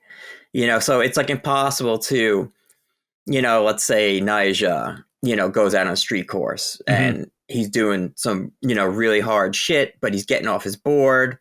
You know, he's just dropping in, doing a hard trick, turning around on the deck, you know, dropping again, do something really hard. And you have like someone like a Dennis Buchnitz who's going to go in there. He's not going to step off his board. He's not going to do the craziest technical thing, but he's going to be hauling it and he's going to look amazing doing it. Speed. Yep. Speed. You know, so it's kind of Spanish Mike. He's P-Rod's filmer, right? Is he P-Rod's? Yeah, he's P-Rod's assistant. Okay, so he does like everything. Right-hand guy. Yeah, he does like everything for P-Rod. For Paul Rodriguez, who's like still one of the best skateboarders turned most prolific businessmen in skateboarding to this day. So yeah, I always forget about your tethers to Spanish Mike and others. You know, not just the PJ's roots into pro skateboarding and skateboarding as an industry predates Antonio by a lot. Like Antonio certainly wasn't the first one. Think about guys like Jake Johnson. Yeah, you know, you had close ties with. You still, and Jake Johnson's a legend. You know, I think he did it right because he kind of flows in and out of obscurity, which I think is so cool. He almost he's like a modern day Neil Blender. He has the Long Island thing. Every pro who comes out of, you know, and he's not from Long Island. He's from like State College. Oh, that's right. He's from PA, right? Yeah. So he would, you know, he met a bunch of Long Island dudes and he would come out here all the time. But he skates like he has that Long Island thing where every pro who comes out of Long Island, they end up on this legendary thing by doing minimal work and putting out minimal parts and going and fading in and out of obscurity and stuff like that, you know. Gino.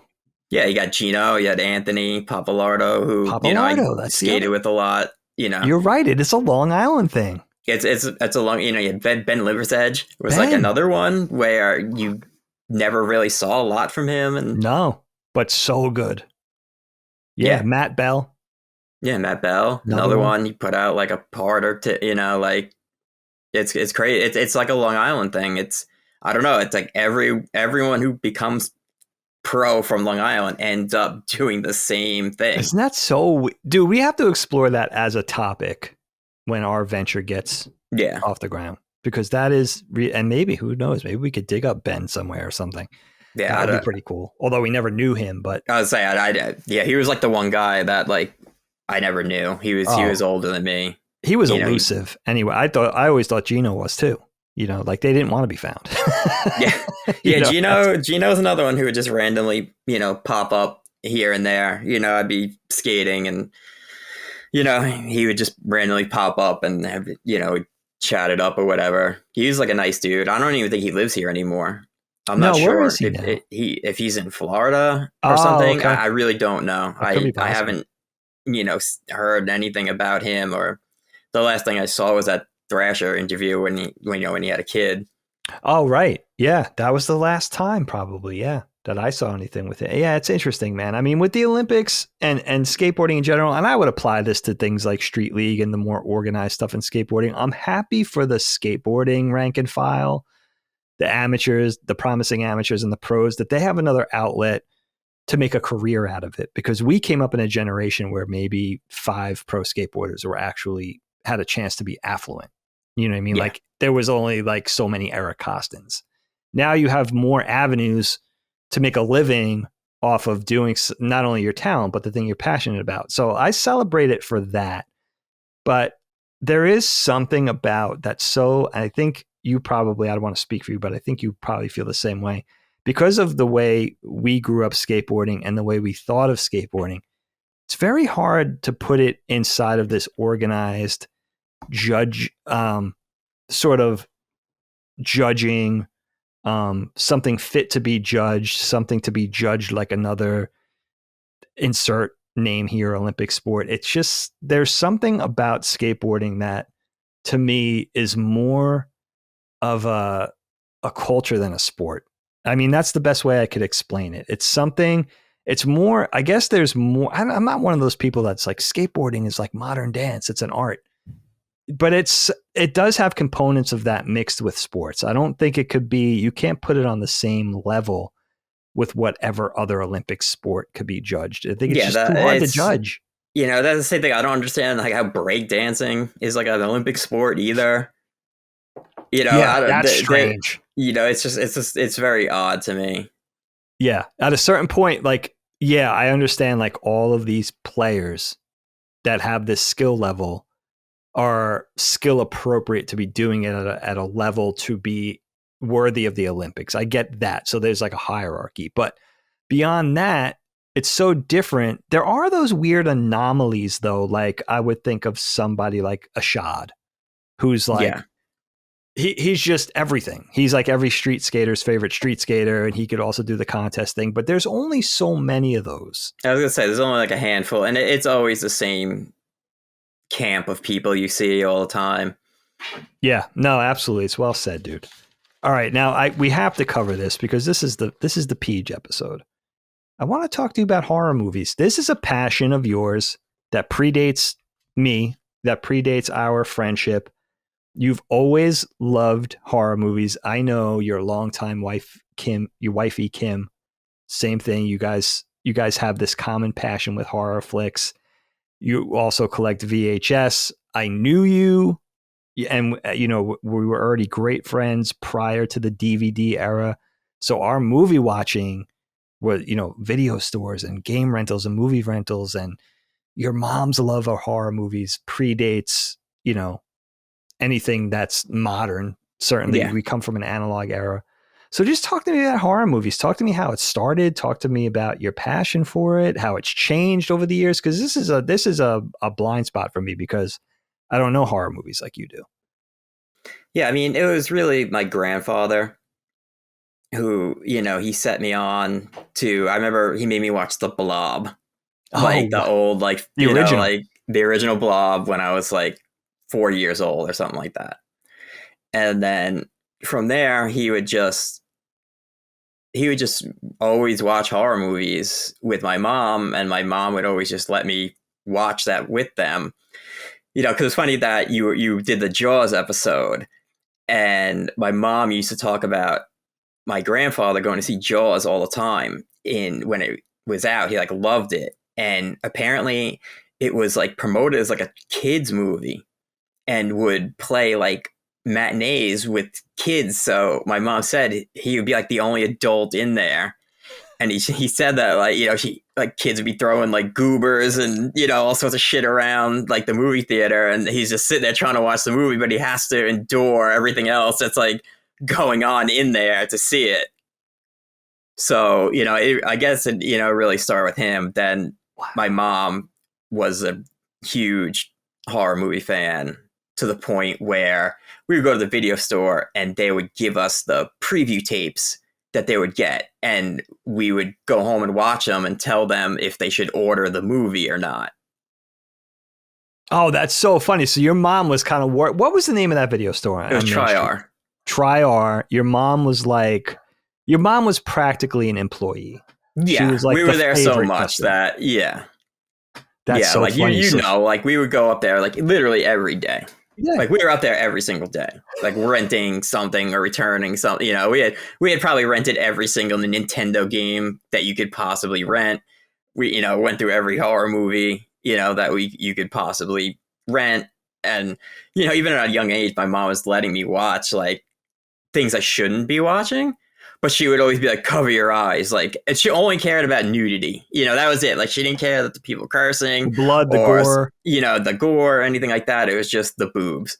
Like, you know, cover your eyes. Like, the scene, you know, or like she would like fast forward through the scene or something like that.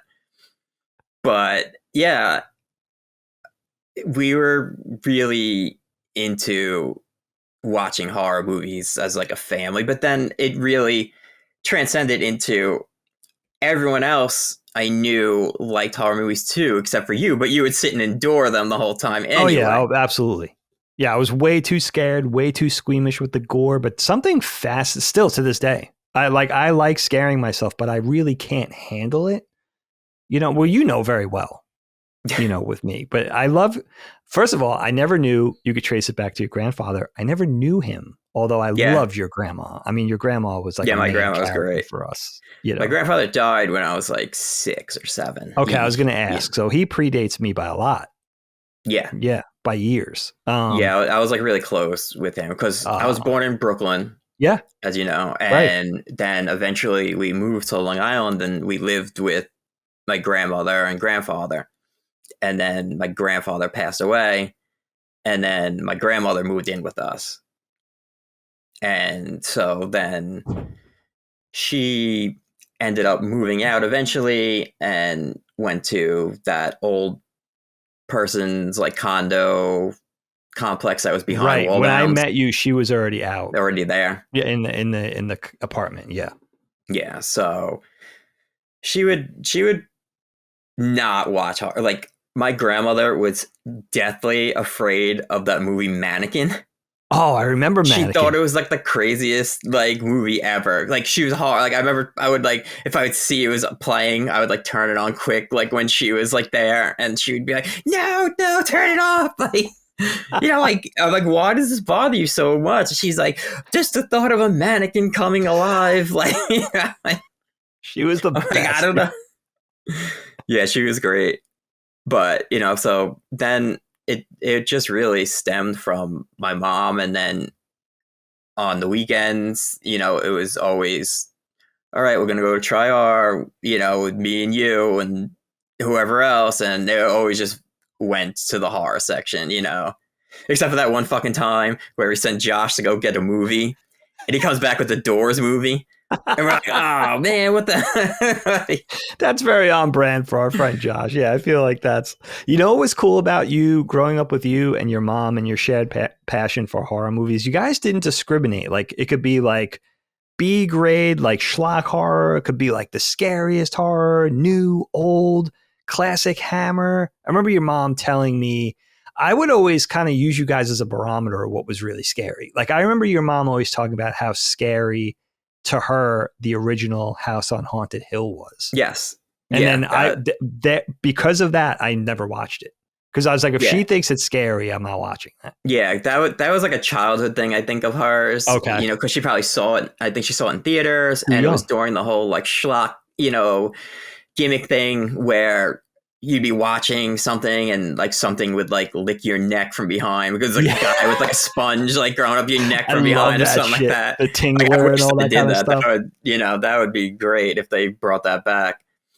But she was like terrified of The Exorcist because she was like, I don't know if I knew that. Yeah, she was like super religious, as you know. Was. So she really truly thought that could happen.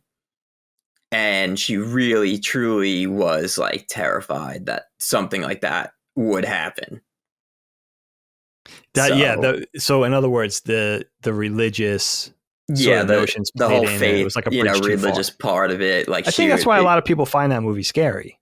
Yeah, I would agree to that.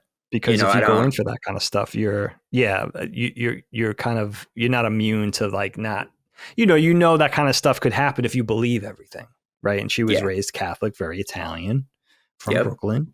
And oh man, I love you kind of mentioning the William Castle sort of B movies with the gimmicks, like the tingler, the things built. I love all that. And your mom really did, like, she had a genuine affection for horror. And I know now that it traces back to your grandfather, that for your grandpa too, but that you always really loved it. Here's the thing I don't remember though.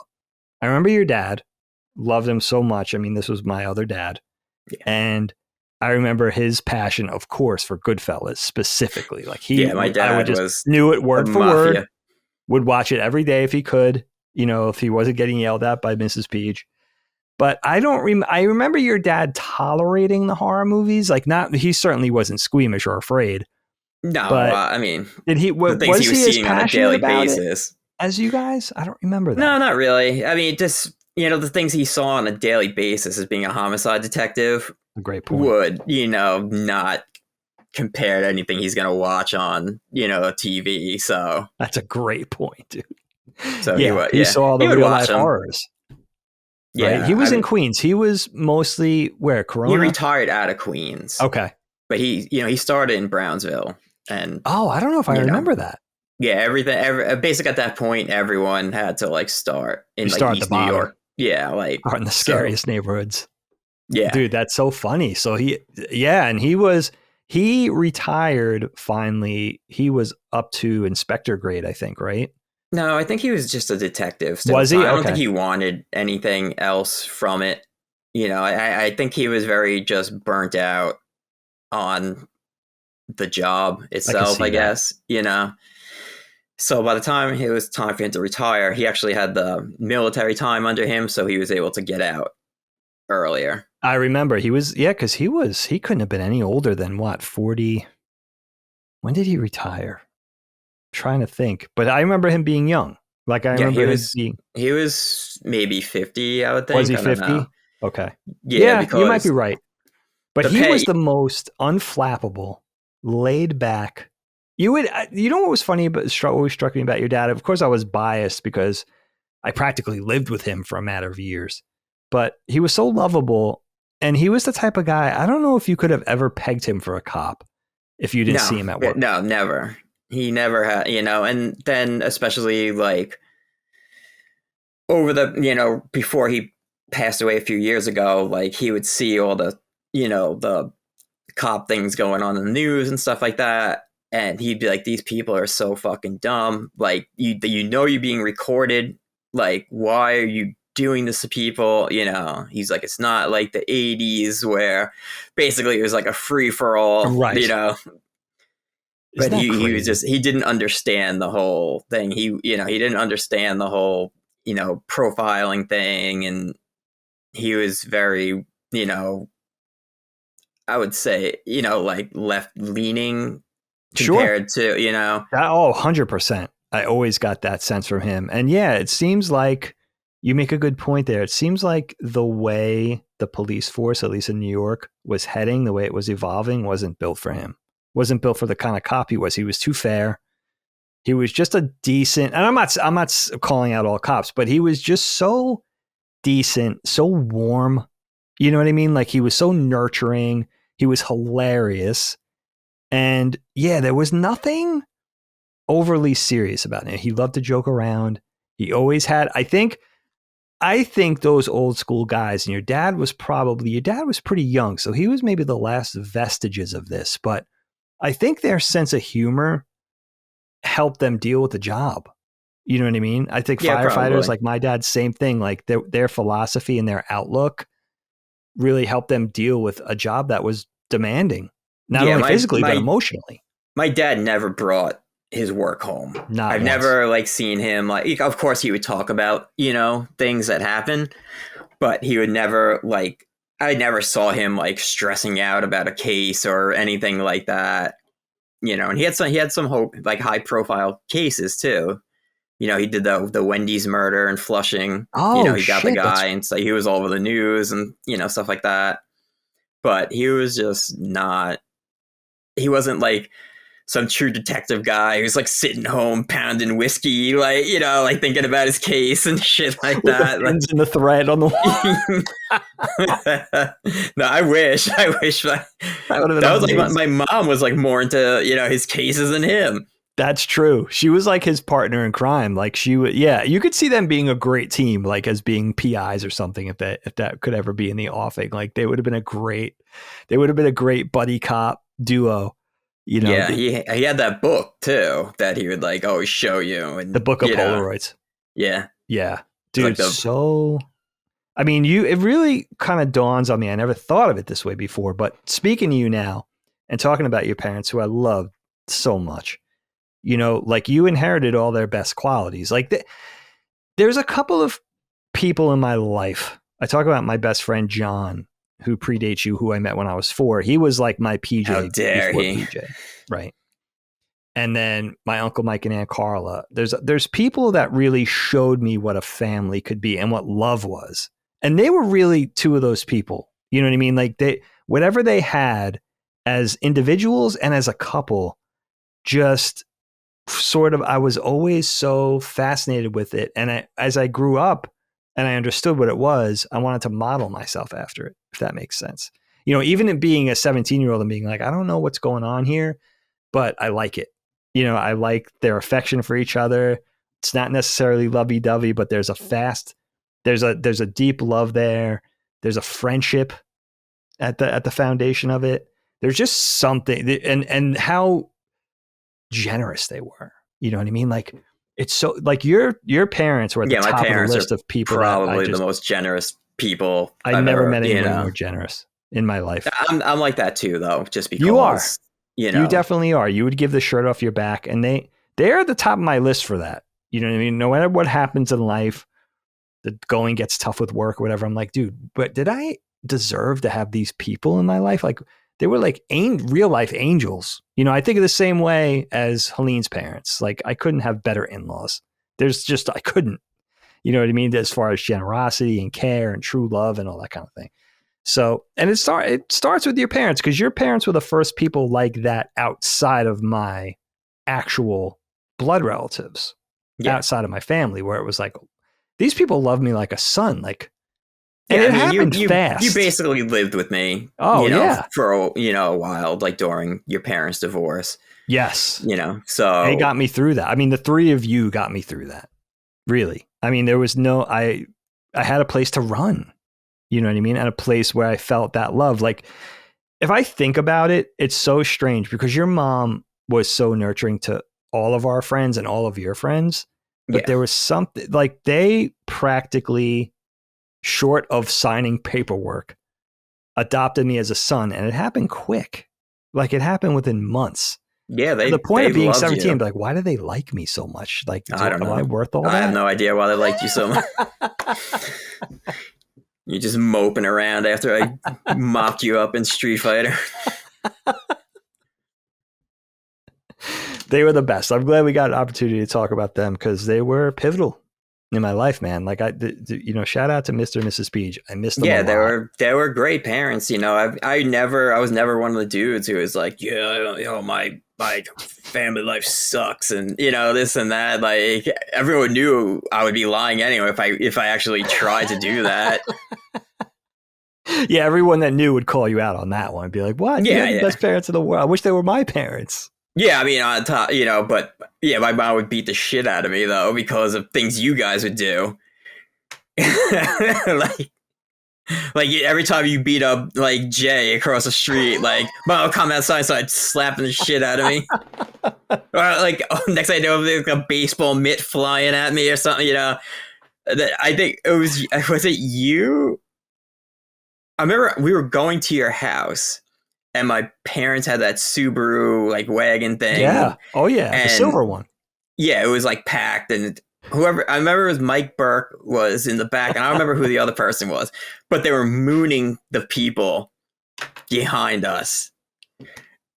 And my mom like thought it was hilarious, but at the same time pulled over and started like beating me. The same thing. We're on your way to the house, and I threw like a bang snap thing out the window. That's the one I remember. Yeah, and I scared like an old couple, and my mom just pulled over and was like, "What?" I started, but I was so skinny that she would like start breaking her blood vessels like in her fingers from like hitting me. I might be sort of thinking about several different episodes and kind of cramming them all into one. But the way I remember the bang snap episode was that we had a box of those little bang snaps in the car, those little wrap pieces of paper that you just throw down and they pop. They're harmless, but we went through a period where we would just throw them at the car at people. And she was always driving, you know what I mean? So we were just kind of up to our old ways, our hijinks. And if I'm remembering correctly, you threw a bang snap at like a teenage girl and knocked her off her bike. and your mom, we were all laughing, including your mom, but your mom got upset. And I think we were heading somewhere. Maybe she was driving me home. She turned around, went back to the house, took you out of the car, took you inside. And I think on the way home was beating you up with a shoe.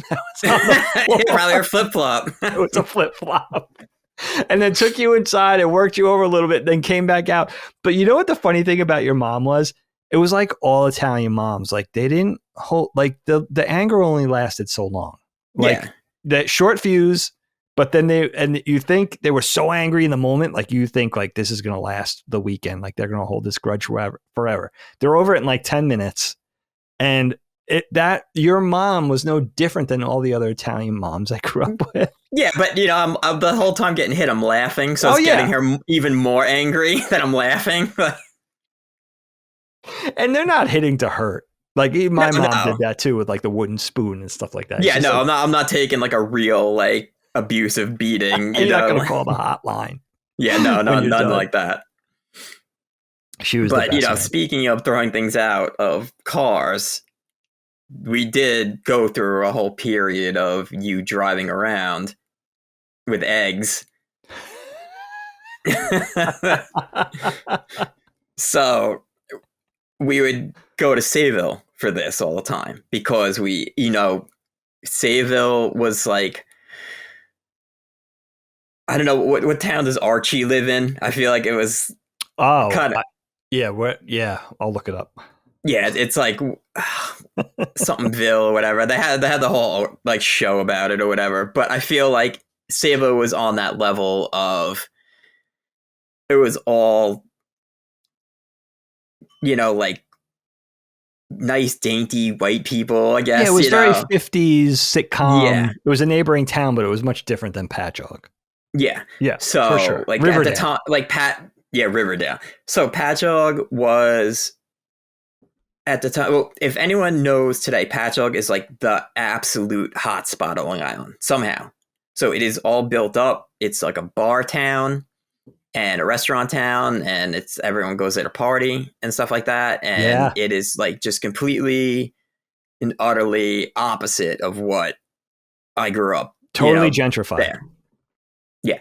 Totally gentrified. So growing up in Patchogue was a little rough, around the edges. Yeah. And so we would go to Sayville because we weren't scared of the people in Sayville. Safe. So Dagan had just got his license, and we would be bored at night and thinking what to do, blah, blah. And then it would come around, basically once like October 1st hit, that was like the green light for you saving rotten fruit at work and eggs. And we would just go at night and just bombard people. And to this day, I have a fear of every time a car drives by me, I'm getting it. Like, I'm going to get it. There's going to be one day where I'm just going to get hit with something, that I shouldn't be getting hit with. Karma's going to come crashing back. Yeah.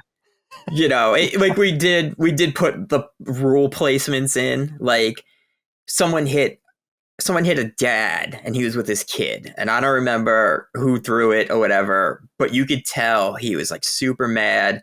And we were like, yeah, like that's really messed up. Like we hit a dad with his like 4-year-old son, like, all right, so we'll, no families, they're off the table at this, families are off the table. Old people are off the table because sometimes like Josh would drive and he'd be going like 80, and all you have to do is lob it out.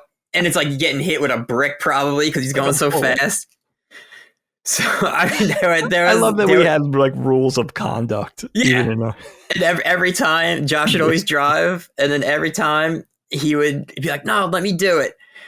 He would try to fucking lob it over his car or something, but he would hit the inside of his windshield all the time. It happened every time. Oh, funny, dude. So we'd have to like pull over and like wash the inside of his car. Like. It's so funny, man. Yeah, because I start thinking back and all these, crazy things like that happened to us. Like, there's a time where I don't think you were there. We went down to Land's End, which is in Okay. Sayville. Yeah. So it's like a fancy wedding venue, essentially. And it goes out further, like right next to it is a beach. And it had like the net up so you can't go too far in. And I remember one year I'd gotten like a bunch of like M80s or something like that. And I went down there. It was like during the day. And I just started lighting them and throwing them into the water just to see like how high the water would go. So next thing after about 2 or 3 of them, I hear like whistling, and the lifeguard is like standing up at the beach waving everyone in. And I'm like, I didn't know this was during the day. and I'm like, why is this guy waving people in? I'm like, what's going on? So I just throw another one out there. And then like people start like trampling each other to get out of the water. I'm like, oh my God, it's because of me. I'm like, I had like no idea that like, but then again, I'm like probably like 16 or 17 at the time. So I'm like, like, fine, like, I don't know what the big deal is, but in reality, there's explosions going off. There's a terrorist on the beach. Yards away. Yeah. The water's I wonder like what they blowing thought up it was. Yeah. So, I was like, oh, I'm like, I think we should leave. So, there's we just talked about that recently on one of the shows. Like when you're that age, there's a filter missing. It's just like all that you're thinking is this would be fun. You're not thinking of the fallout. You're not thinking of hurting anybody. The eggs thing is funny that I would have even gone in for that because I was certainly on the receiving end of the older kids in my neighborhood that I grew up with and got egged countless times, not just on Halloween, from cars, like drive-by eggings. I was the victim. So, and it hurt, especially in the cold weather. So the fact that I was doling it out, but I remember back then it was like, we have to drive from point A to point B. It's going to be so boring. How can we make it fun? Yeah. You know what I mean? That was kind of like that. God forbid we should be bored for 5 minutes. Every minute had to be filled up. Even the drive, even being en route had to be filled up with whatever kind of mischief. Dude, it's so, I think a lot of it, I mean, we saw that. This is something I should ask you about actually, because you were a day oneer with me. Like there's something about skateboarding tied to getting up to hijinks that eventually would play out for the mass populace with things like Jackass. But we already knew. Yeah, that was skateboarders. Like this was already, we were already this doing was a skateboarding thing. It wasn't a Bam thing. He wasn't the only one, getting in a shopping cart and getting pushed into a curb. And, we used to do wall bounds all the time where I would stand in the shopping cart and you would like push and I would see if I could jump over the fence once it hits the curb and stuff like that. You push me down the fucking Stearns Hill in a shopping cart. By the Smith Haven Mall. Yeah, and that thing is huge. It's like deadly. It's I felt like I got down Mount Fuji in like a friggin' shopping cart. I think I made it halfway down before it flipped over and I just like face slid down like the rest of the hill. My mom's in Stearns like shopping for like new bedding or something like that. And me and you were outside, like you're pushing me down like a 40-foot hill. Like that hill was so big that you would look at it and be like, you wouldn't let your kids sled down. I just saw that not too long ago. I took Zoe. There's like a trampoline park there now. I took Zoe to like a trampoline park and I'm like, dude, like I would never, ever in a million years do this again. Like, I don't even know how I like mustered up the courage to do it the first time. But I always got so frustrated because when Jackass started to get big and Bam and Johnny and Steve and everybody, and it was just like, dude, like we already been doing it. Now it was instigated by people that were, like, the blind dudes and like, what's his name? Who started Girl? Why am I blanking out the director? Spike Jones and all those people, the Big Brother guys. Like it was skateboarders directly associated with that stuff that made it a known thing. But yeah, that was always the thing. Even back then, though, I don't remember looking at like a Big Brother or anything and being like, oh, we should push each other in shopping carts. I just remember doing it. just because Just doing they it were 'cause it was there. fun. Yeah. Yeah, and just because like, It all was right, we're gonna there. ollie the shopping cart off like a curb cut or whatever. So after that, you're like, oh, what are you gonna do with the shopping cart? I don't know, like get in it and I'll push you around, and and then eventually you're just gonna be like, ah, screw it, like I'm just gonna push them into a curb and see what happens, and you go flying out like.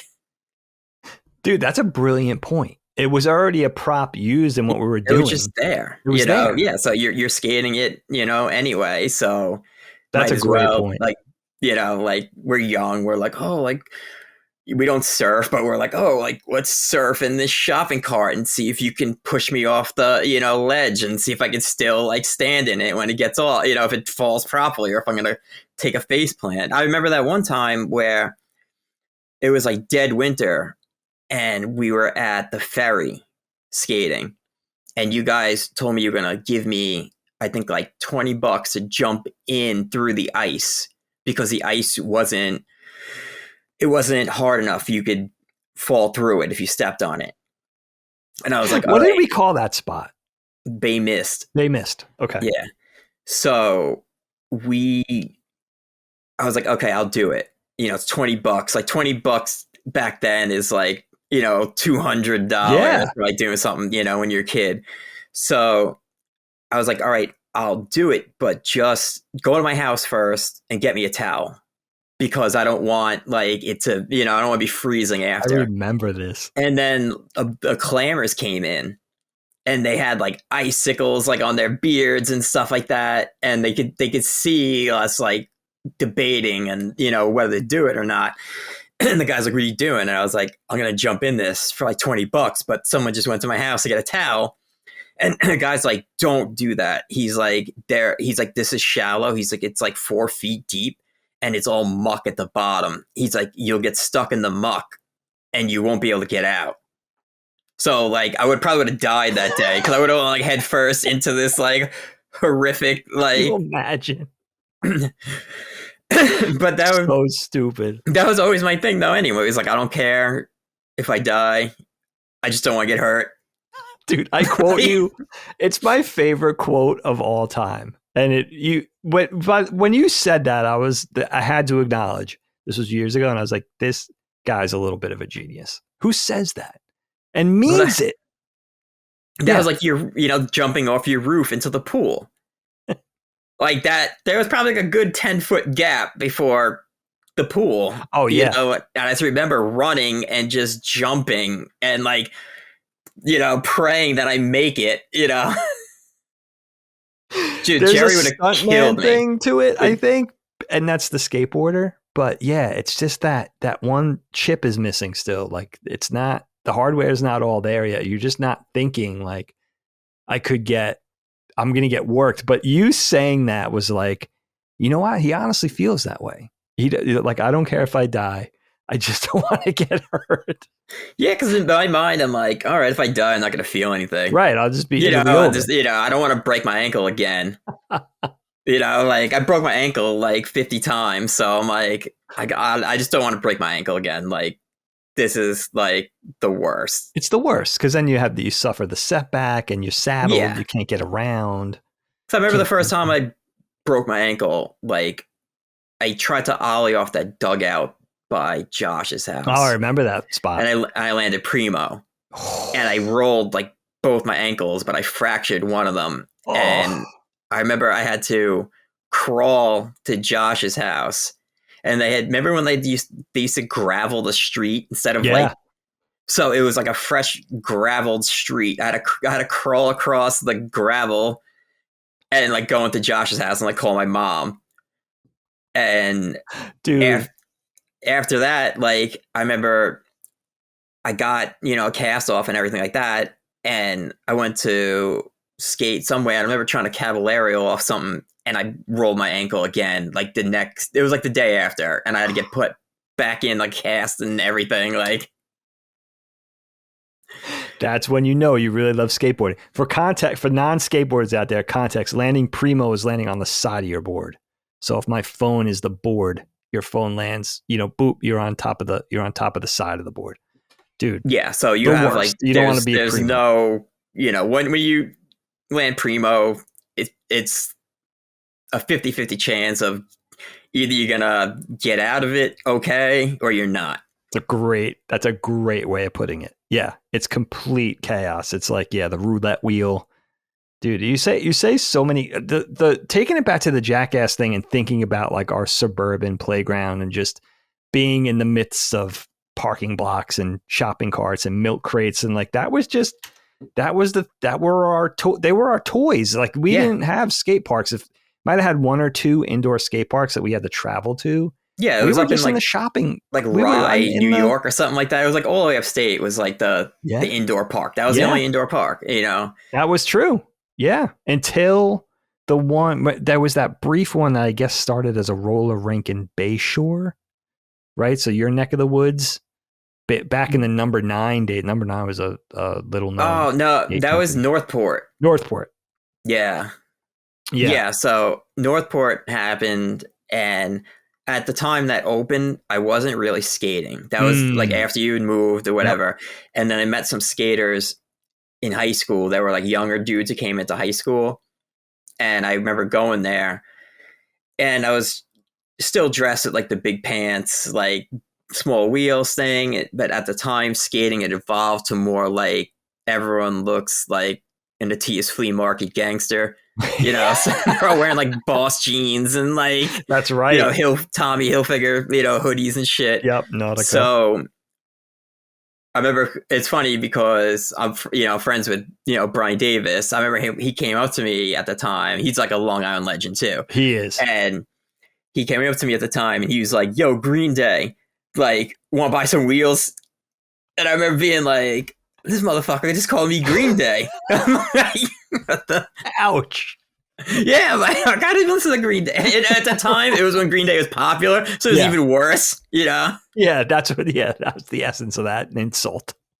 Yeah, because, you know, that was, you know, if you go to the music thing with skateboarding, you were very into hip hop. Yes. You were my hip hop guy. That's where I got everything, you know, from. Then Josh was into like the more punk stuff and, you know, and like the alternative stuff. So that's where I, you know, got that from.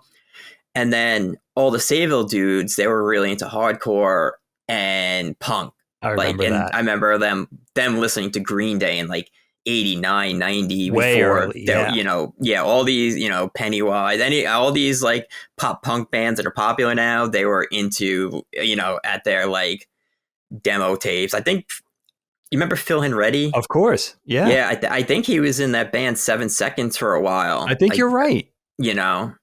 Yeah, they were in the scene. Like if they weren't in the bands, they were certainly going to the shows and stuff like that. You know, yeah, that's what I say. You know, I tell people, I'm like, I've probably been to the most iconic hardcore and punk shows, but I wouldn't even know because I stood outside most of the time skateboarding. You know, like I don't, you know, you hear about all these crazy things, and I'm like, yeah, I was there, but I didn't go in. I was outside skating. You know, I knew, you know, all these other people from skating and stuff like that, but I was there. Yeah, the punk and hardcore thing, you and I, and a lot of our generation generally stayed on the outside of it, but we had a lot of friends that were really into it. Yeah. Yeah, like the whole Sayville, you know, Drake Skates guys, like, you know, like Matt Kalin, Bob Haas, all those dudes, they were really super into like punk rock and hardcore and stuff like that. Yeah, that was our connection to that whole thing. They were the adjacent punk rock adjacent Double Dork and all those dudes. Yeah, they loved that shit. And that was our connection to it. I always appreciated it because of its ties to skateboarding, but yeah, it never hit home for us. It was always just you know, okay, like I know this is a part of skateboarding, but it's not our part. How much of it do you think, because you made a great point with not being from a broken home, especially you and stuff like that. I wonder how much of it is that you didn't feel that rebellious, angry side that that sort of music channeled. You know what I mean? Like you were more into the chill vibes of hip hop and a whole different thing rather than being drawn to the rebellious, angry, you know, kind of strike out against mom and dad. And you know what I mean? I don't think that had anything to do with it. I just think that I was more swayed, you know, because I really liked metal. I had, That's like true. a You ton of did. metal. I was Yeah. super metal. Before I met you, I was like a giant metalhead. I had like the denim jacket with like, like all the patches all over it and The stuff like Maiden that. patches and stuff. Yeah. Yeah. And so, and Matt Burke was really into heavy metal too, who was like a big influence on the metal I would listen I to. forgot about that. Yeah. Yeah. He So, was. between you, him, and Josh, basically, that's where I got my music taste from. Yeah, that's a great. I love tying music into the conversation. It's such a big, important thing. Every kind of music that I got into outside of hip hop, I would say, was directly from skateboarding, whether it was stuff that showed up in a skate video or just knowing like Jerry Sue loves the Smiths. Like, oh, really? I like him. So, you know what I mean? It was all brought about through skateboarding. Even the older generations like me, it was like, it was all Yeah, introduced to me there's via a ton of good music in skateboarding that you would never know about Never. unless you saw the video. Yep. Absolutely. I mean, look at us embracing classic rock when Rocco and World Industries started to put Hendrix and, whoever else, Zeppelin and Sabbath in their videos. It was like, Yeah. oh, now my dad's record collection is cool. I Yeah, would have I'm never not listened to really that. like the biggest classic rock guy. No, you but I never can went in for appreciate. that. That's true. Yeah. No, you never got, you always sort of stayed very on brand for what you liked. You never faked it. You know what I mean? Like you were always very true to whatever you were digging. And yeah, there was never a time where what you were doing felt artificial. You know what I mean? Yeah, I never had a problem. I was not like a trend goer, I guess. No. Because for a really long time, like it was funny because I had kind of dressed two different ways. Where I was skating, I dressed like a skater, but when I was out, I dressed like a goth kid for a while, like a long time. I remember that. And then like, I would see people at the mall that were skaters and they would be like, what are you wearing? Like you have like combat boots on and this and that. And, and I'm like, no, like this is how I dress. Like, but I can't skate and, in combat boots and stuff. So, you're going to see me differently. Like I had like the hip hop like flavor of skate dressing, but then in reality, I was like dressed like a goth dude. I got, I don't know. Yeah, you were doing you, man. Like it was nothing was ever put on. There was never any airs. You just did what you wanted to do. And we're really, I mean, it's funny. I know I'm biased, but very influential in terms of style and skateboarding for me. And the thing that's cool, much more so than I ever was, I think to people that grew up in skateboarding in a certain time in New York, certainly on Long Island, but I would say in New York proper, I think from a certain date to a certain date, you couldn't come through skateboarding in that place, let's say the tri-state area, without knowing you. Like you are a little bit of a legend, and in skateboarding in that place. And I think that's so interesting. And that's why I'm so proud of Antonio's Jenkum interview and you guys should go read it, jenkummagazine.com, I think. But the fact that I feel like that's coming full circle, like it's you're just desserts, like that PJ's finally getting his name out there the way he should be, even if it's just in a small interview, still with a very impactful skateboarder. Yeah, I mean, I don't feel like I'm this legendary guy. I just feel like I've just been around so long and I know people. But the difference between me and some of the other people that I would skate with was I was nice to little kids.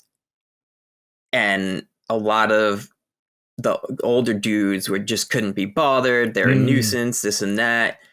But I would be nice to them. So then they would end up growing up and becoming something. And, and that's where, I would get like Keith, like Denley, like, I skated with him all the time. I was nice when he was a little kid. And then, when he started getting older, we skated together all the time. Now he's like Nike SB, like TM. So I could just hit him up for, shoes if I want, so sick, but I wouldn't take advantage of that. But I didn't know he was TM over there.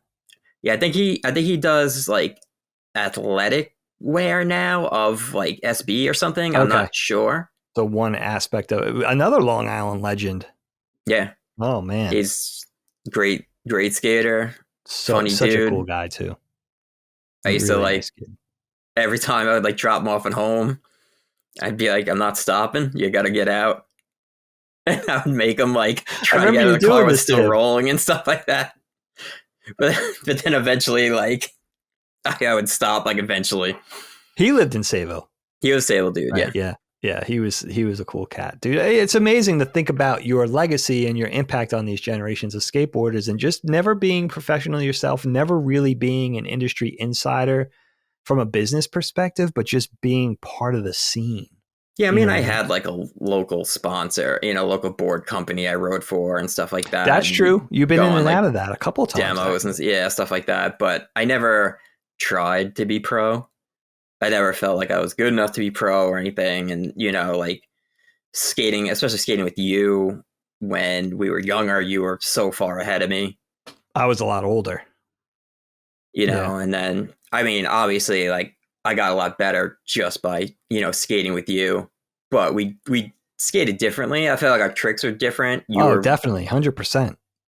Yeah, no, definitely. And people, that rubbed off through osmosis with you, like Matt Kalin, Joe Menudo, other great skateboarders that you grew up with that I wasn't as close with, like guys like Quinn, right? Yeah. Quinn's like phenomenal skater. So and a lot of those guys, I was too old. Like I already missed that. But Long Island is such an interesting conversation. I feel like I could just talk about that. And it's funny because Quinn lived because he lives in Portugal now, but he lived like right on like Beaver Dam or something, like he was right around the block from you. That's his incredible. House was the horse house that we used to skate by, where the lady would yell at us all the time. Yes. That's right. That was his house. But the lady rented his barn out and stuff like that, that was his house. Like, growing up, like I would tell him like, yo, like we'd be skating and she'd be like walking the horse down the street and like, she would just start screaming at us for skating. Like we're not even doing anything. We're literally just riding the skateboard. And I was like, so of course, like we would start popping ollies and stuff, like just to be jerks to her. Like, but yeah, that's what we had, that mini ramp in that barn. Yeah, that's right. He had that. Always freaked me out how that was so close to home. Like he lived right down the block. Yeah, it's crazy how close he lived to you. And with Keith and with Butt, whatever happened to him? Whatever happened with Butt? He's a firefighter now. He went full FDNY. Yeah, his dad was retired FDNY. Yeah, no, his dad I think got hurt on the job. Okay, and then retired early. And then he did the same thing. I didn't know he was on the job. Yeah, I think he's in the Bronx now. He's like a Peter Beasy, I guess, where he is like this really good like fireman skater, Practical pro turned fireman. New York City fireman. That's cool. I didn't know that. That's really cool. He was really talented too, because he was flow for a girl, right? I believe so for a minute.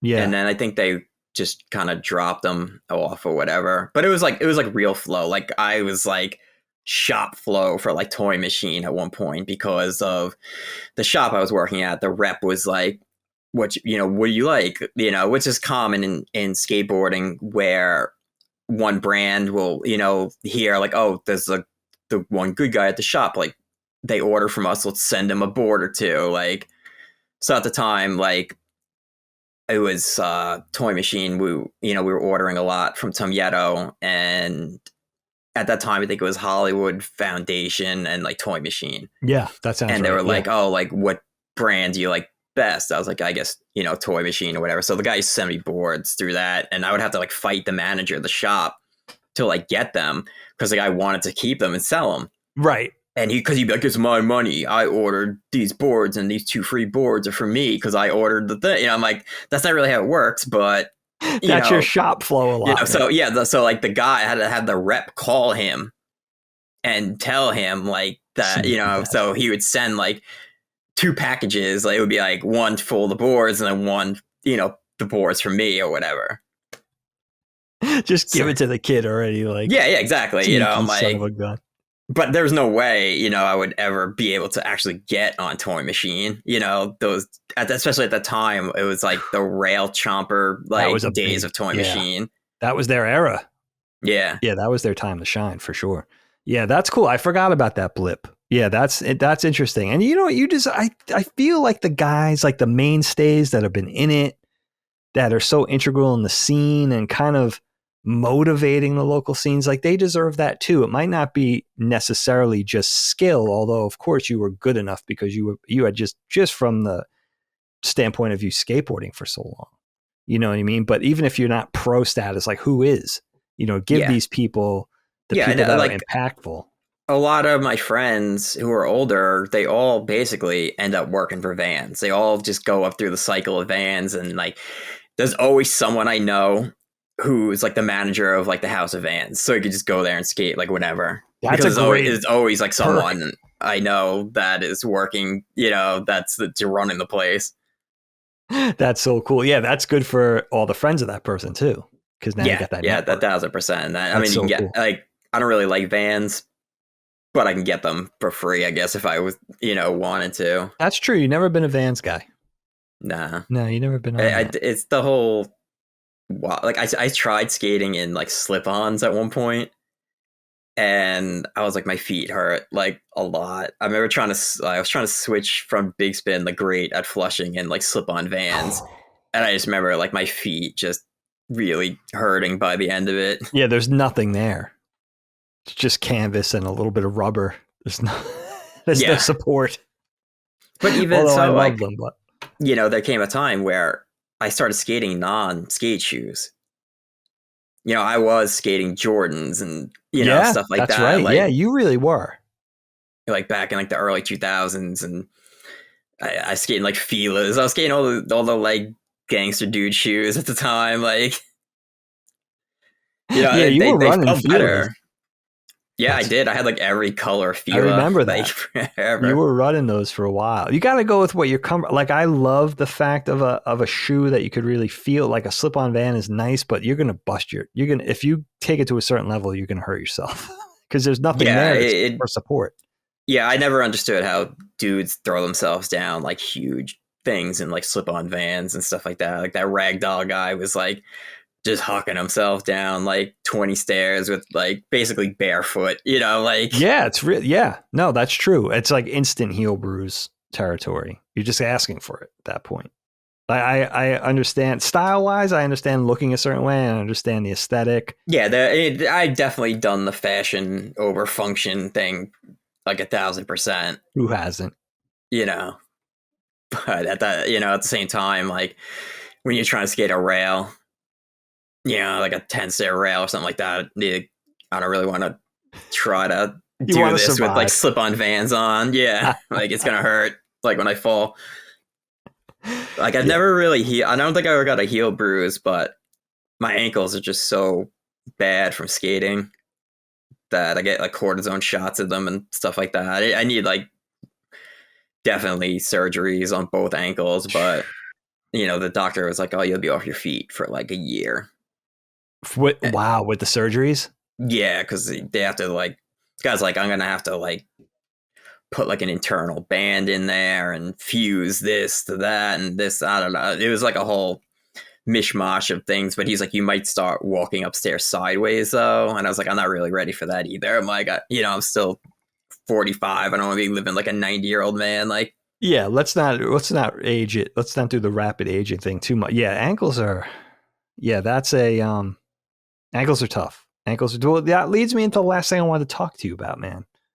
Really want to pick your brain about this because I know it's something I'm dealing with on the regular, especially being, almost 5 years older, 4 or 5 years older than you. And that's just aging. Now, we already talked about, you look great for your mid 40s. You're aging better than practically anybody I know. It's like you and Helene, like you're aging, like you're aging, but you're not aging. And I don't know what the secret sauce is, but talk to me about aging, because I think I always say this half jokingly. It's like, I don't know that growing up was the thing for me. In other words, I think I was intended to be a kid. That's just my mindset. I find being an adult troublesome. I struggle with it sometimes. I just think I was a better kid. I was more fit to be a kid. But what about you? How are you dealing with aging with your longtime wifey, Kim, and your 2 kids? your two beautiful kids that you're raising as a dad. I mean, talk to me about the whole thing, the whole kit and caboodle. How are you dealing with it? How are you embracing it as somebody who I always think is very positive about everything? And I don't know, maybe you could impart a little advice to me at the end of it. I mean, I think I'm stuck in the perpetual Peter Pan syndrome as well. Like I know that tune. I try to get Sophia to play video games with me, and she like won't, and she's like 14, and I'm like, what do you mean you're not going to play video games with me? So basically, the way my life was I never thought I would have kids, and I just really thought I had no qualms about marriage, but basically everyone I dated was the same anyway, where they're like, oh, like I don't want kids either. So, I always braced for a life of I'm just gonna have to support myself and someone else, and then, I met Kim, and she had 2 kids.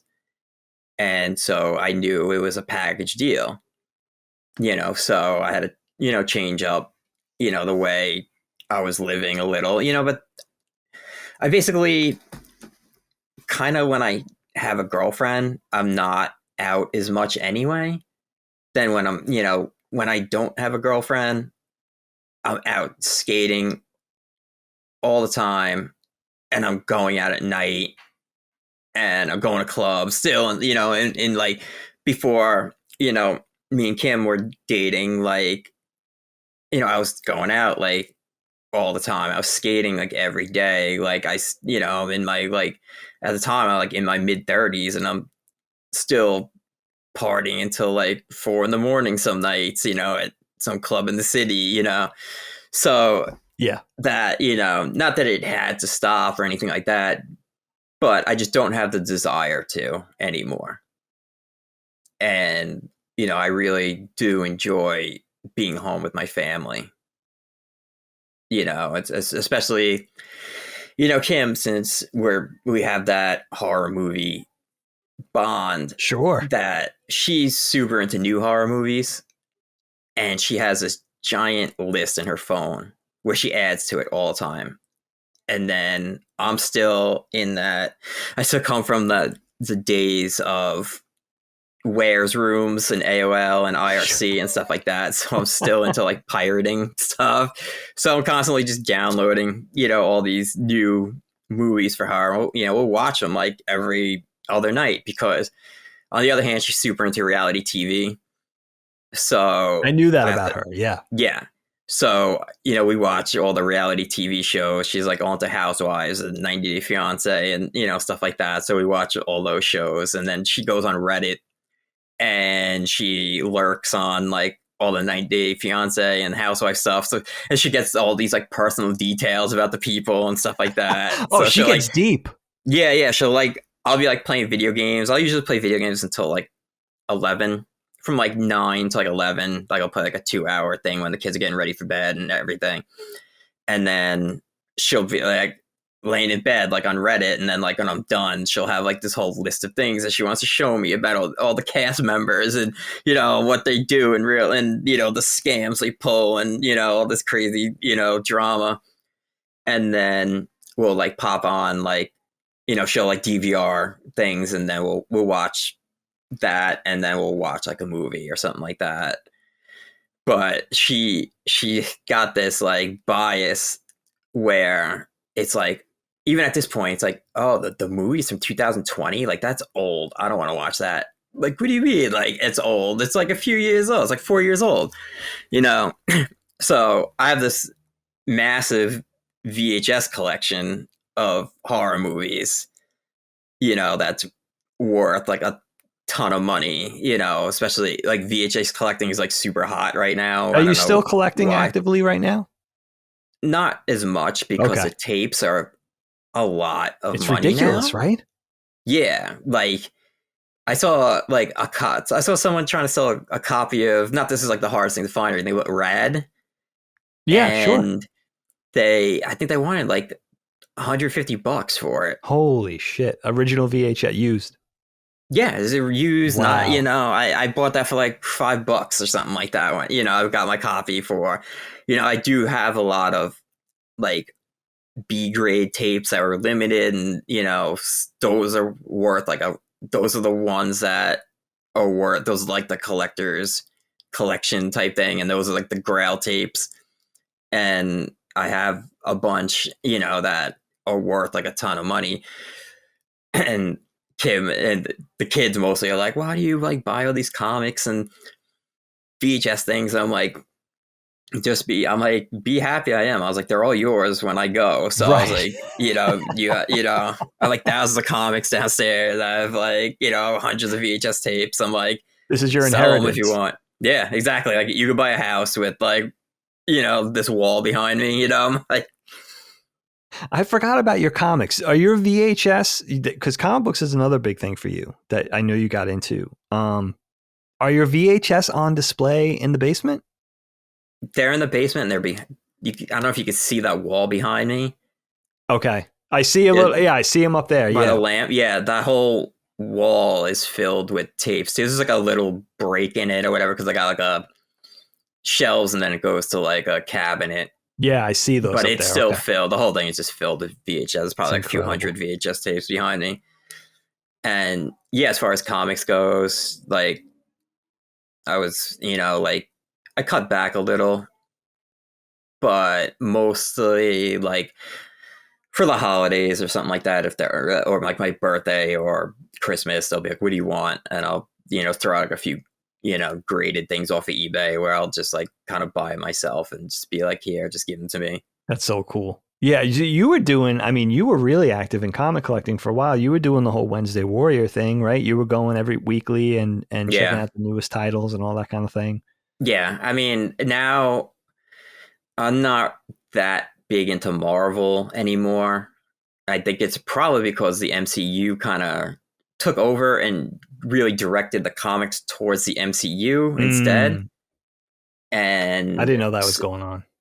Yeah, there's a lot of that. I mean, there's still a lot of, original stories and stuff like that, but nothing that really piques my interest. I think the last one that I might have like really been into was like Secret Wars 2 or something. Okay. How long ago was that? That was years ago. I would That was a think while. Okay. Yeah. All right. As far as like collecting and as like a reader, I guess. Okay. Staying tuned. But I was like really, like the Marvel side of things, I was really into the more cosmic type things. So like I love the Celestials, I love Galactus, and all the In-Betweener, and all these like guys who should have been in the Infinity War movie. Yeah, seriously. That must be a big beef of yours, actually. Especially with guys like Galactus. Like, where are these guys? Galactus is coming in Fantastic Four, from my understanding. Oh, that's how they're doing it? Okay. Yeah, but there was a point in the comics where Galactus became good and he turned gold, and I don't know if that's still his thing now, if he's still like this. And he was called like the world savior instead of world eater or something like that at the time. I don't know. I didn't know about any of this. It was like super weird. But then I don't know, like they started coming out some new characters that, they have like a cosmic Ghost Rider now. And, I didn't know that. I didn't even know Ghost Rider was back. Yeah, he was like this super badass dude who was like killing everyone, and he was like more powerful than like everyone somehow. That's cool. I like resurrecting the classics, especially if they have something new to say. Why not? Yeah, there's a complete blank spot for me. I don't know anything. I think about Ghost Rider's like pretty good. I like, I like him in certain, it depends which Ghost Rider it is, because they have like certain one. I think the guy's like Robbie Reyes or something like that, and he drives like a car and stuff like that. He has like I didn't even muscle know about car and stuff like that. I thought it was always motorcycle. Okay. No, I think they started like changing. It depends on which one you're talking about. There's different eras. Yeah, there's different, different versions of Ghost Rider. Okay. Interesting. The comic book thing is funny for me because I never knew you as a comic book guy. The VHS thing, if I could go back to being 18-year-old Dagan and I could pick a hobby for mid-40s PJ, I would say he collects VHS. Like, it just makes sense. for your Yeah. upbringing, what you loved, what you were passionate about. the Yeah, I mean, I video had a store. bunch anyway. Yeah, that's true. You Comics- already had a bunch. You know, comics I was really into too before I met you as like a kid, like, you know, and then I kind of fell off with fell that, out of it. you know, and then it's just started. There's a lot of good stuff out now. There's a lot of good, you know what it is? There's a lot of good horror comics out now. And I was going to ask that's- you about that. That's a whole nother avenue. I could Yeah, see that's you a going. whole other lane of, you know, that's basically all I buy at this point. I don't really go in for, like, I've been buying there's like a new Marvel Zombies that's out. Okay. Like, so I'll pick those up. But most everything else is just horror driven. And like the guy who owns a comic book store and knows my taste. So I'll come in and he has like a stack ready for me. Oh, that's already. so cool, dude. It's like your Cheers now. Yeah. I love that.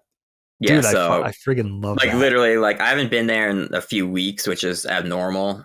So I'll probably go like tomorrow or something like that, or Thursday, I don't know, and see what he has. But it's all horror based stuff now. Yeah, that makes sense. I don't know why. It's like a huge boom. And all the horror comics are now like more money as well when you try to get them because wow. of the boom in it. Like everyone wants these old like Tales from the Crypt comics now, and you know everything. So now like the prices are like thousands of dollars for things that Everything's getting jacked you up. know. The horror comics, are these the main publishers, the Image, Marvels, and DCs, or are these indie publishers doing these books? Image does a lot of horror. They do? Okay. Yeah. But then like Boom Studios is like another one who does a lot of horror and stuff like that. And IDF. And IDF's like, another one. Okay. yeah. So, you know, like I'll even buy like the kids horror stuff. But I think it's kind of endearing. You know, that's cool, dude. That's really cool that you go in for that stuff too. I like that. Yeah, because it's still, you know, I'm like a huge Goosebumps fan. Oh, that's right. Yeah. So, and like, Are You Afraid of the Dark? And it's funny because I'll watch them back and I'm like, these are like, some of these are still really good. And I'll like make Sophia watch them and she's like, this is garbage. You know, and I'm like, what do you mean? I'm like, the girl's turned into the mask. Like, Is she a horror awesome. fan? Yes and no. Kim posts everything we watch on like Instagram, so she'll see everything that we watch, and then she'll write a list and think of, you know, things that she wants to watch out of that list. So we have to like tell her what she can and can't watch from there. Oh, that's cool that you guys have that set up. Okay, that seems reasonable. I like that. But most of the time she's just on TikTok or you know, like it's like absurd. What kid her age isn't? Yeah, it's like even when I'm like trying to watch something with her, like we watched what's that? The one that Dustin loves, the stretchy arm kid. Stretchy arm kid. The anime one that. One Piece. One Piece, yeah. So we watched One Piece, the live action one. Oh yeah, how is that? I liked it. Yeah. I'm not a big fan of the anime, but I did like the live action one. Oh, that's interesting. Maybe that's why. Catch hell for, you know, but you know, I'm not really a big One Piece dude. The story doesn't do it for me. Yeah, I like it, but I can't. It's just too far. It's too intimidating to take on now. Yeah, there's no way I'm gonna sit down and watch like all those episodes. You know, like Pokemon, I could probably sit and watch from the beginning because that's interesting. Yeah, I like, you know, I play Pokemon Go like still. Yeah, like, you were a day oneer of that. I do remember that. Yeah, you loved it. Yeah, it definitely fell off, and the game itself like fell off, but I still play it. You know, like my neighbor, he plays it a lot. He was the guy who has the Link. Oh, you were telling me about this. Yeah, I think I sent you video. I think I sent you pictures of it. He had this entire Zelda like showroom up. He had like sealed copies of it, and like he had all this merch and everything. It was like insane. It was like the craziest like game room I've ever seen in my entire life. I love a Zelda collection. You don't see that a lot. Yeah, and he sold it all though, because he was having another kid. Oh, but now he's like slowly buying it all back. That's what happens. But I'm like, I'm like, oh man, I'm like, I can't believe you sold this stuff. Like this, I would never, ever, let that. Like I haven't. I'm like hard pressed to sell like a VHS tape, like one. I'm like, I don't know. This is my collection. Like I don't think I could part with this. I have a hard time parting with I like, hear you, man. That hoarding thing speaks to me too. yeah, like Kim just doesn't understand like how like you can't just part with like a single That tape or seems to whatever. be a woman thing. Not every woman's like that, but I feel like we're more beholden to the hoarding thing than the women could be free of like they don't get too emotionally attached to stuff, Even clothes, right? Like look at the shoe closet. It's like, yeah, they got a lot of shoes. I'm not saying every woman has a lot of shoes, but the Yeah, women it's in like my life have a lot Kim's of like shoes. not into shoes at She's all. not. Like no, she likes sneakers though. So she'll Sneaks, okay. she'll get me to hit up people to get like she likes SBs and she's wearing like a Shods now.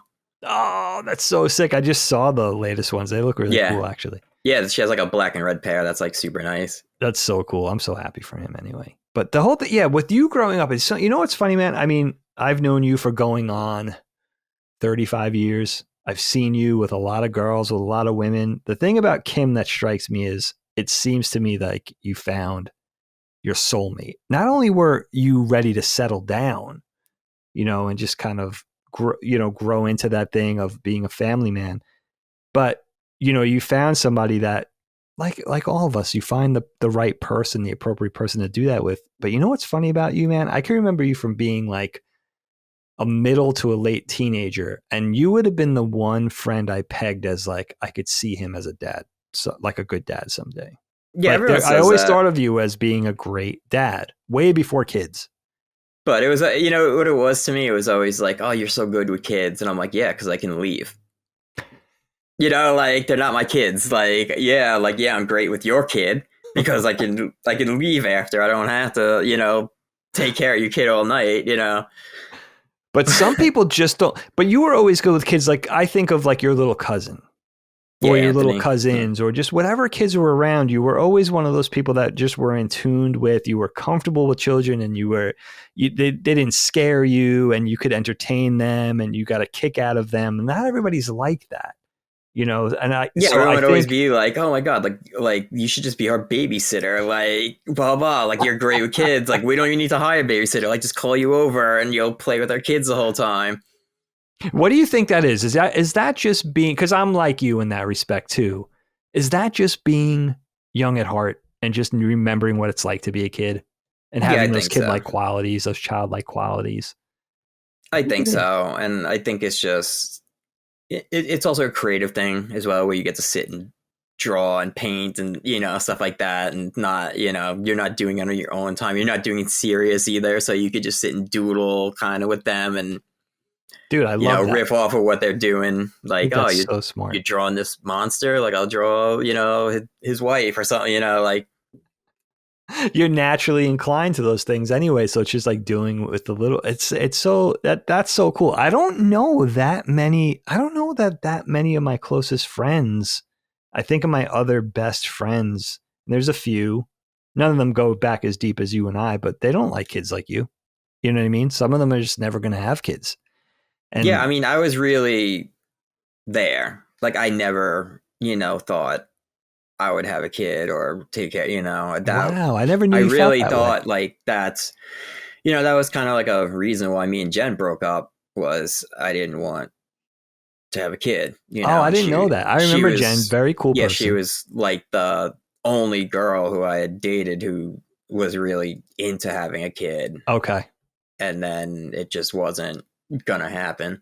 Yeah, you guys didn't see eye to eye on that. No, on top of that, she was probably cheating on me or something like that. But even though I'd never wanted kids anyway. But Yeah, then, like, that's I always tell interesting. Kim, I'm like, you tricked me. I was like, your dating profile said that you had 2 cats. So I was like, never say anything about kids. Hey, dude, it was a package deal. Come on. Yeah. I mean, I understood that going into it too. And that, I had reservations at first. I remember talking to my roommate at the time and being like, I met this girl and she's awesome, but she has 2 kids. But, I'm like, it is what it is. Like, in order for me to be happy in life, I have to take on the role, which I don't mind at all, Right. as being the stepdad. From an outside perspective, man, I could, for me, and I know this is easy to say because I don't see you that much, but you seem to ease right into it. Like, I think it was always going to be a natural fit because of who you were, but I'm very proud of you for that. And also it gives me a reason to connect with you on a whole nother level as both being dads.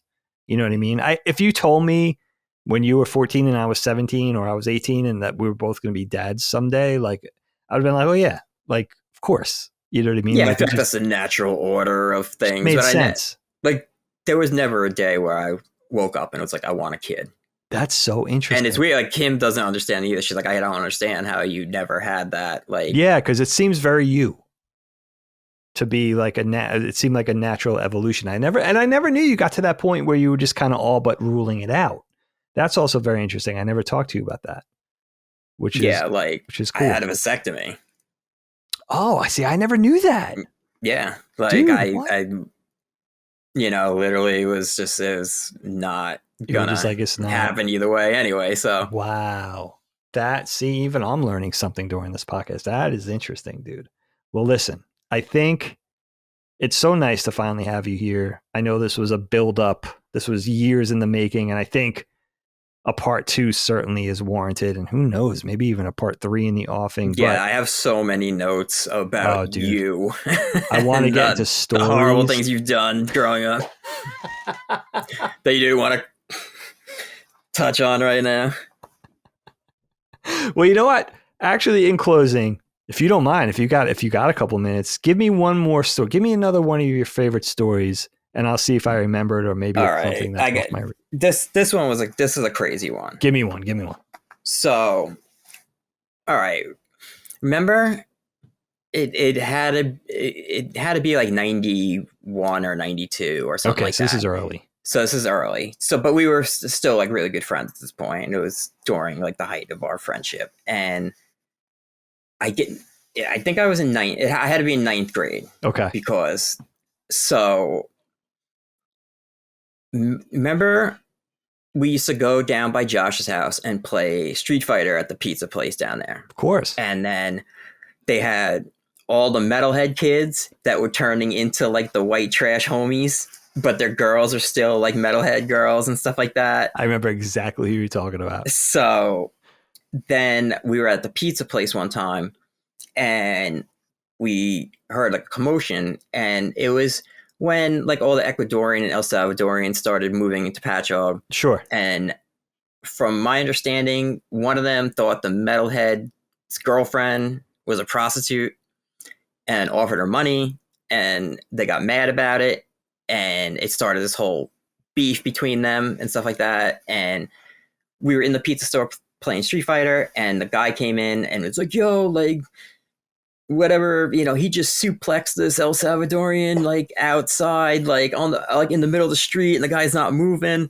and yada yada yada. So we're like, oh shit, like he suplexed somebody. Yeah. So then a few weeks later, it started getting like really bad, to the point where I would like walk down to Josh's house, and they would follow me thinking that I was friends with all the like white trash like homie dudes. And I remember just like escaping through the weeds and stuff like that to get away. And then one night it's like dusk at this point, and it was me, you, and Omar, and we were skating the curb on the corner of my house, like waiting for everyone to come back, because it was like, I think Josh was dating my cousin Rachel at the time. Okay. And so it was that era. Okay. Yeah, I think like Max was with him, and there's a few dudes, and they were supposed to come over. So then we were skating at the corner, and we saw this dude walk into the middle of the street at the end. You remember where the Chinese deli was at the end of the block? Sure. Yeah, of course. Yeah, and they had like those like Section 8 houses, like right there. Wow, I haven't thought about those in a long time. They were living, all the El Salvadorians were living in those Section 8 houses, and they were so they were beefing with like the dudes. And I remember seeing a guy walk into the middle of the street, and he had a Molotov cocktail in his hand. and we were like, yo, like, what's going on? And then but before that, we started seeing the El Salvadorian guys lining up behind cars and ducking. And then that dude came out from like the white trash homie dudes. He had like a Molotov cocktail and you launched it at the house. And then all of a sudden, like a ton of El Salvadorian guys just came out from the car and just started hitting the dude with like bats and stuff like that. And then everyone ran to the middle of the street and they started fighting. We're like watching it from like a distance. We're like, yo, like what is going on? And then we started seeing gunshots go through because it was like dusk. So we were like watching the streaks of light go across the street. And we're like, oh my, like you were freaking out. You're like, oh my God, like someone's dead. Like they shot someone we knew. Like, oh my God. You were like throwing your board and you were like, what the fuck? And then like it ended like as quickly as it started. And it must have lasted like 30 seconds to like a minute. And all of a sudden there were just people laid out in the street everywhere. Everyone's running for, everywhere. And then eventually like Josh and Rachel and everyone got back to my house and they were like, yo, like we were with all those dudes just walking. He's like, and then like they started shooting at us and we had to like hop a fence and duck and stuff like that. And I was like, that's fucking wild. Like that whole era of like those dudes, like versus like the El Salvadorian dudes, like it went on for a while and it got like really hectic. I remember like the point where like they're shooting at each other and like the dude's trying to Molotov cocktail the guy's house. I don't know how I didn't remember that until you started telling the story. And I started to remember when you said you and myself and Omar, shout out Omar, were skating on the corner. And then it started to come back because I remember that being dusk. I remember the muzzle flashes of the guns. I remember the Molotov cocktail. I remember it like rising to this crazy, violent, quick crescendo and then being like, what the fuck? But you know what? I remember that. And you paint the picture well, that era. It was dicey, like going down. This is a testament to our love of Street Fighter. Like we would brave a trip down to the pizzeria to play Street Fighter, knowing full well, like might not, we might get fucked with at the very least. Not even that, like they had the boys home. Yes, that was the other thing. It was like the delinquents. I remember at the bowling alley one time, I'm like, all right, like I know I'm going to beat this dude and I know something's going to happen. Somebody's going to get pissed off. So I remember like taking a step back with like one foot before I like finished the dude off. And I just fucking ran. And they all ran after me. No way, dude. Dude, it was like 10 kids running after me. Because they're all like my age. So I'm like, I know I'm going to beat this dude and he's going to get mad and he's going to, try to hit me or something like that. So I just remember taking off, hopping the fence into the ferries and just like running for my life. I had like 10 dudes like just charging after me for like beating them in Street Fighter. It's so funny. You don't even think to throw the game. It's like I'm going to beat him and then I'm going to run. Yeah, I'm like I'm not wasting my quarter. Like I'm taking a stand here. Like I know I might get killed for it, but no, dude. It sounds like two kids letting their imaginations run wild, but it really was. No, it was. Yeah, that's because the whole. Do you remember the Halloween incident? Yes, I do. Tell that one real quick. All right, so it started with you idiots. I do remember this. Like, so we had this metalhead girl who lived across the street from us, and I started to like date her. She was like kind of like one of my first like crush I remember her. girlfriends. Her name was Christy. I remember. And she used to walk around barefoot all the time, so you guys call her Krusty. Shout out Krusty. She was so then I went to her house on during Halloween to see if she was home, and you idiots start egging the house when I'm talking to her dad, and he's like, "What the fuck is going on?" I remember it so well. So he starts yelling at me, and I'm like throwing my hands up. I'm like, "I'm not doing anything. I'm just here to like see your daughter," blah, blah, blah. So then after that, we started just walking somewhere, and it was a bunch of we were with a bunch of dudes who were like your age. Because it was like, the older skater guys at the time who were probably from broken homes and mischievous and stuff like that. It's important to note. So we made it like halfway down the block, and then we saw a bunch of kids who were in my grade. And they started egging the shit out of the kids who were in my grade. And they had the socks filled with flour, like the homie socks. Forgot about those. They were just beating these kids like relentlessly in like the middle of the street with the homie socks and, stuff like that. So the kids like ran away and, they went back to one of like the kids' houses. Yeah. So then we ended up going by the kid's house like 5 minutes later. And one of the kids ran out because the whole shtick of this kid was like, he was like kind of new to my school, and he was apparently from Brooklyn. So, he had this whole like, oh, I'm from Brooklyn, attitude. And he came out of the backyard and he had a gun. And everyone ran except for me and that kid, Mike Mitchell. And I just didn't get a chance to run by the time he was out. So the kid had the gun. He was just pointing at us, and he came over and he pointed at Mike Mitchell. Mike Mitchell, he ducked and put his coat over his head, and the kid pulled the trigger. I remember this. But it didn't go off. I think he loaded it wrong, or it got stuck or something like that.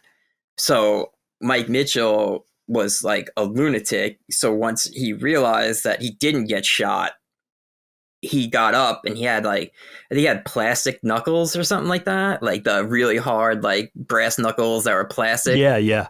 And he chased the kid into the backyard. And then everyone else just came running back when they realized they weren't going to get shot. And me and you stood in the street. And I'm watching the fence just wobbling back and forth as they're beating this kid against the fence. And I'm watching like Jesse Lapp had like one of the homie socks, and I see it flying over the fence constantly and just powders of smoke. So I remember he hit the kid so hard that he broke the sock, and it was just a big puff of baby powder just came like looming over the fence as the fence is just rocking back and forth from like, beating this kid Jesse up. Dude, you know what's funny about that story? I remember running away, like the kid pulling out the gun. I remember exactly where we were. I remember the cluster of people running away and you not running away because I thought you were trying to mediate the whole thing. Like, I thought you were taking up the position, like, I know this kid, don't worry, like, I'm going to try to squash it. Like, he's not going to shoot me. I didn't know what was going on, but I knew you weren't running. I mean, I probably would have if I had the chance, but the kid didn't even give me a chance to like do anything. Because you were so close. This dude just came out of nowhere with like, he had the gun pointed sideways and he had the whole gangster like lean going on. And like, I was like, yo, I can't even move at this point. Like, there's nowhere for me to even go. And then I'm like, on top of that, he's pulling a gun on like the absolute wrong person. Right. Who is Mike Mitchell, like who would, later on. So after that happened, I remember one of the kids' dads came to my house and was like, what happened? Oh, I don't remember this. Why'd you and your friends beat my son up and his friends? And we're like, well, because your son's friend came out with a gun and tried to shoot us. And he's like, oh.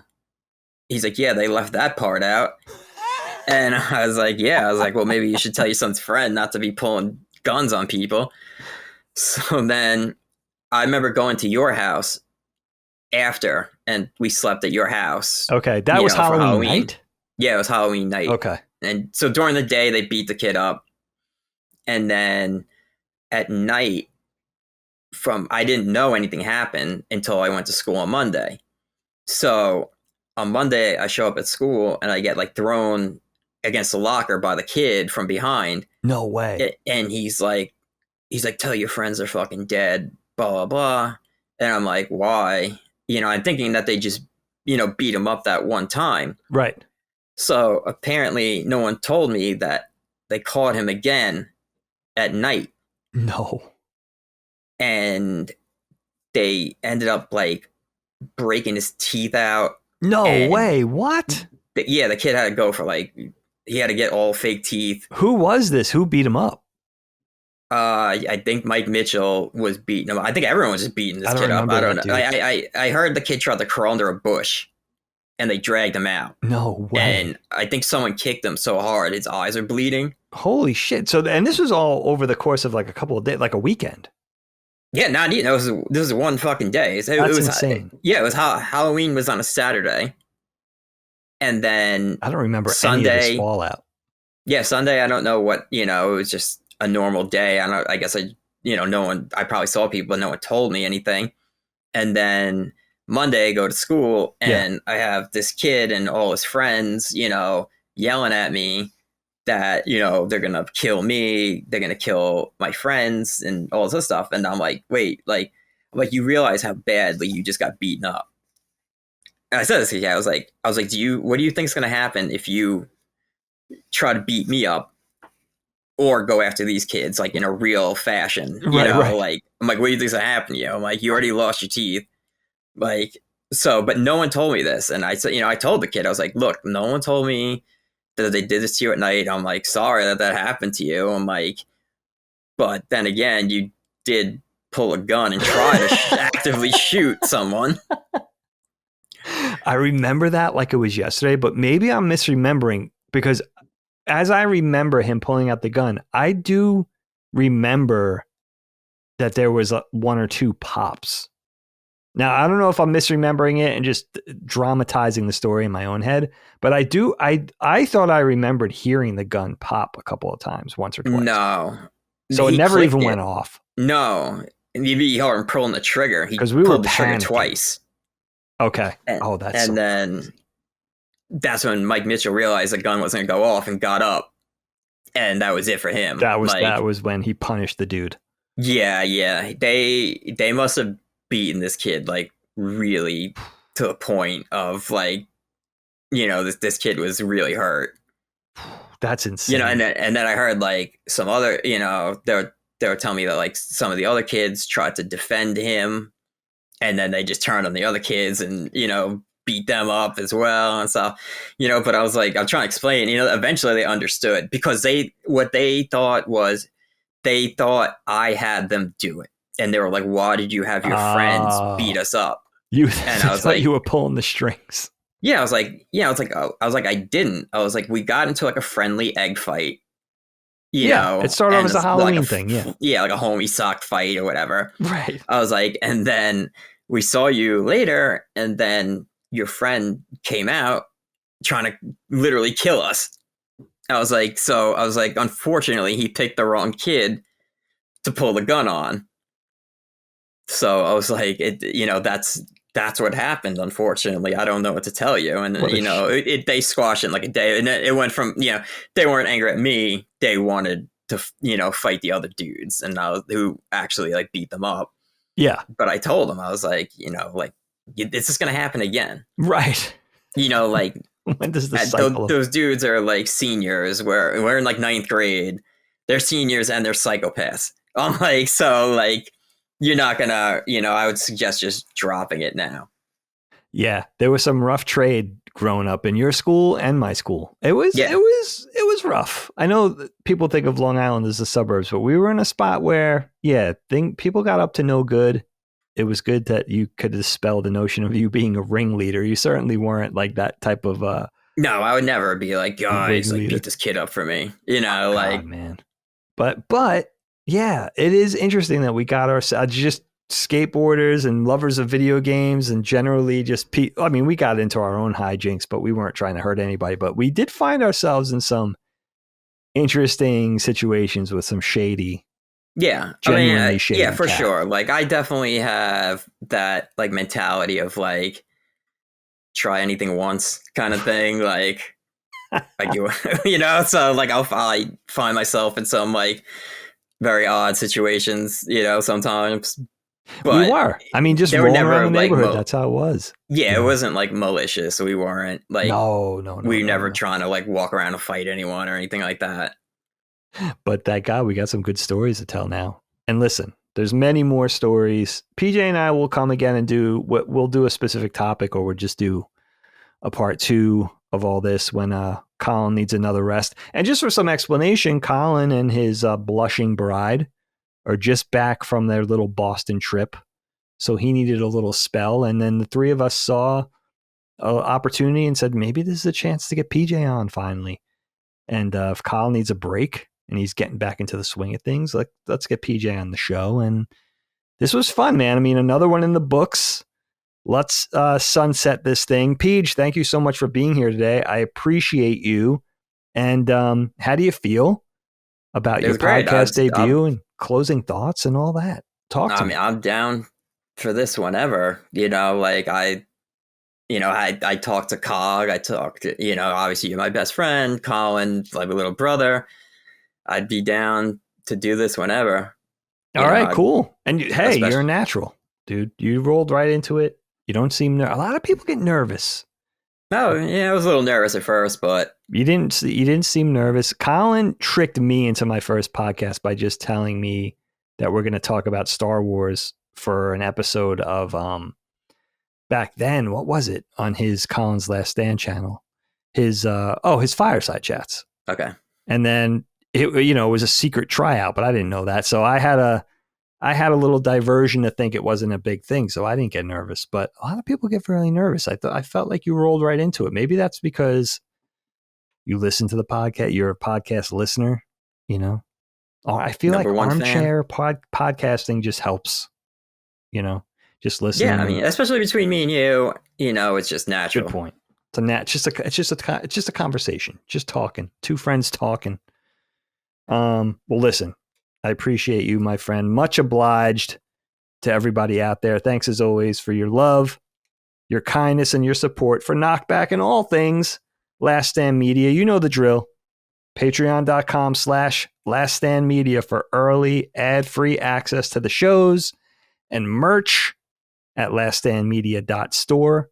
We'll see you next time. Until then, let Dagan host. No dad joke? Goodbye. Oh my God, I pulled a Colin. You're gonna not dad joke me? You gotta, Peach, thank you for reminding me, my friend. We gotta do the dad joke. Usually it's Colin that's forgetting. Now I'm forgetting. See, I always make fun of Colin.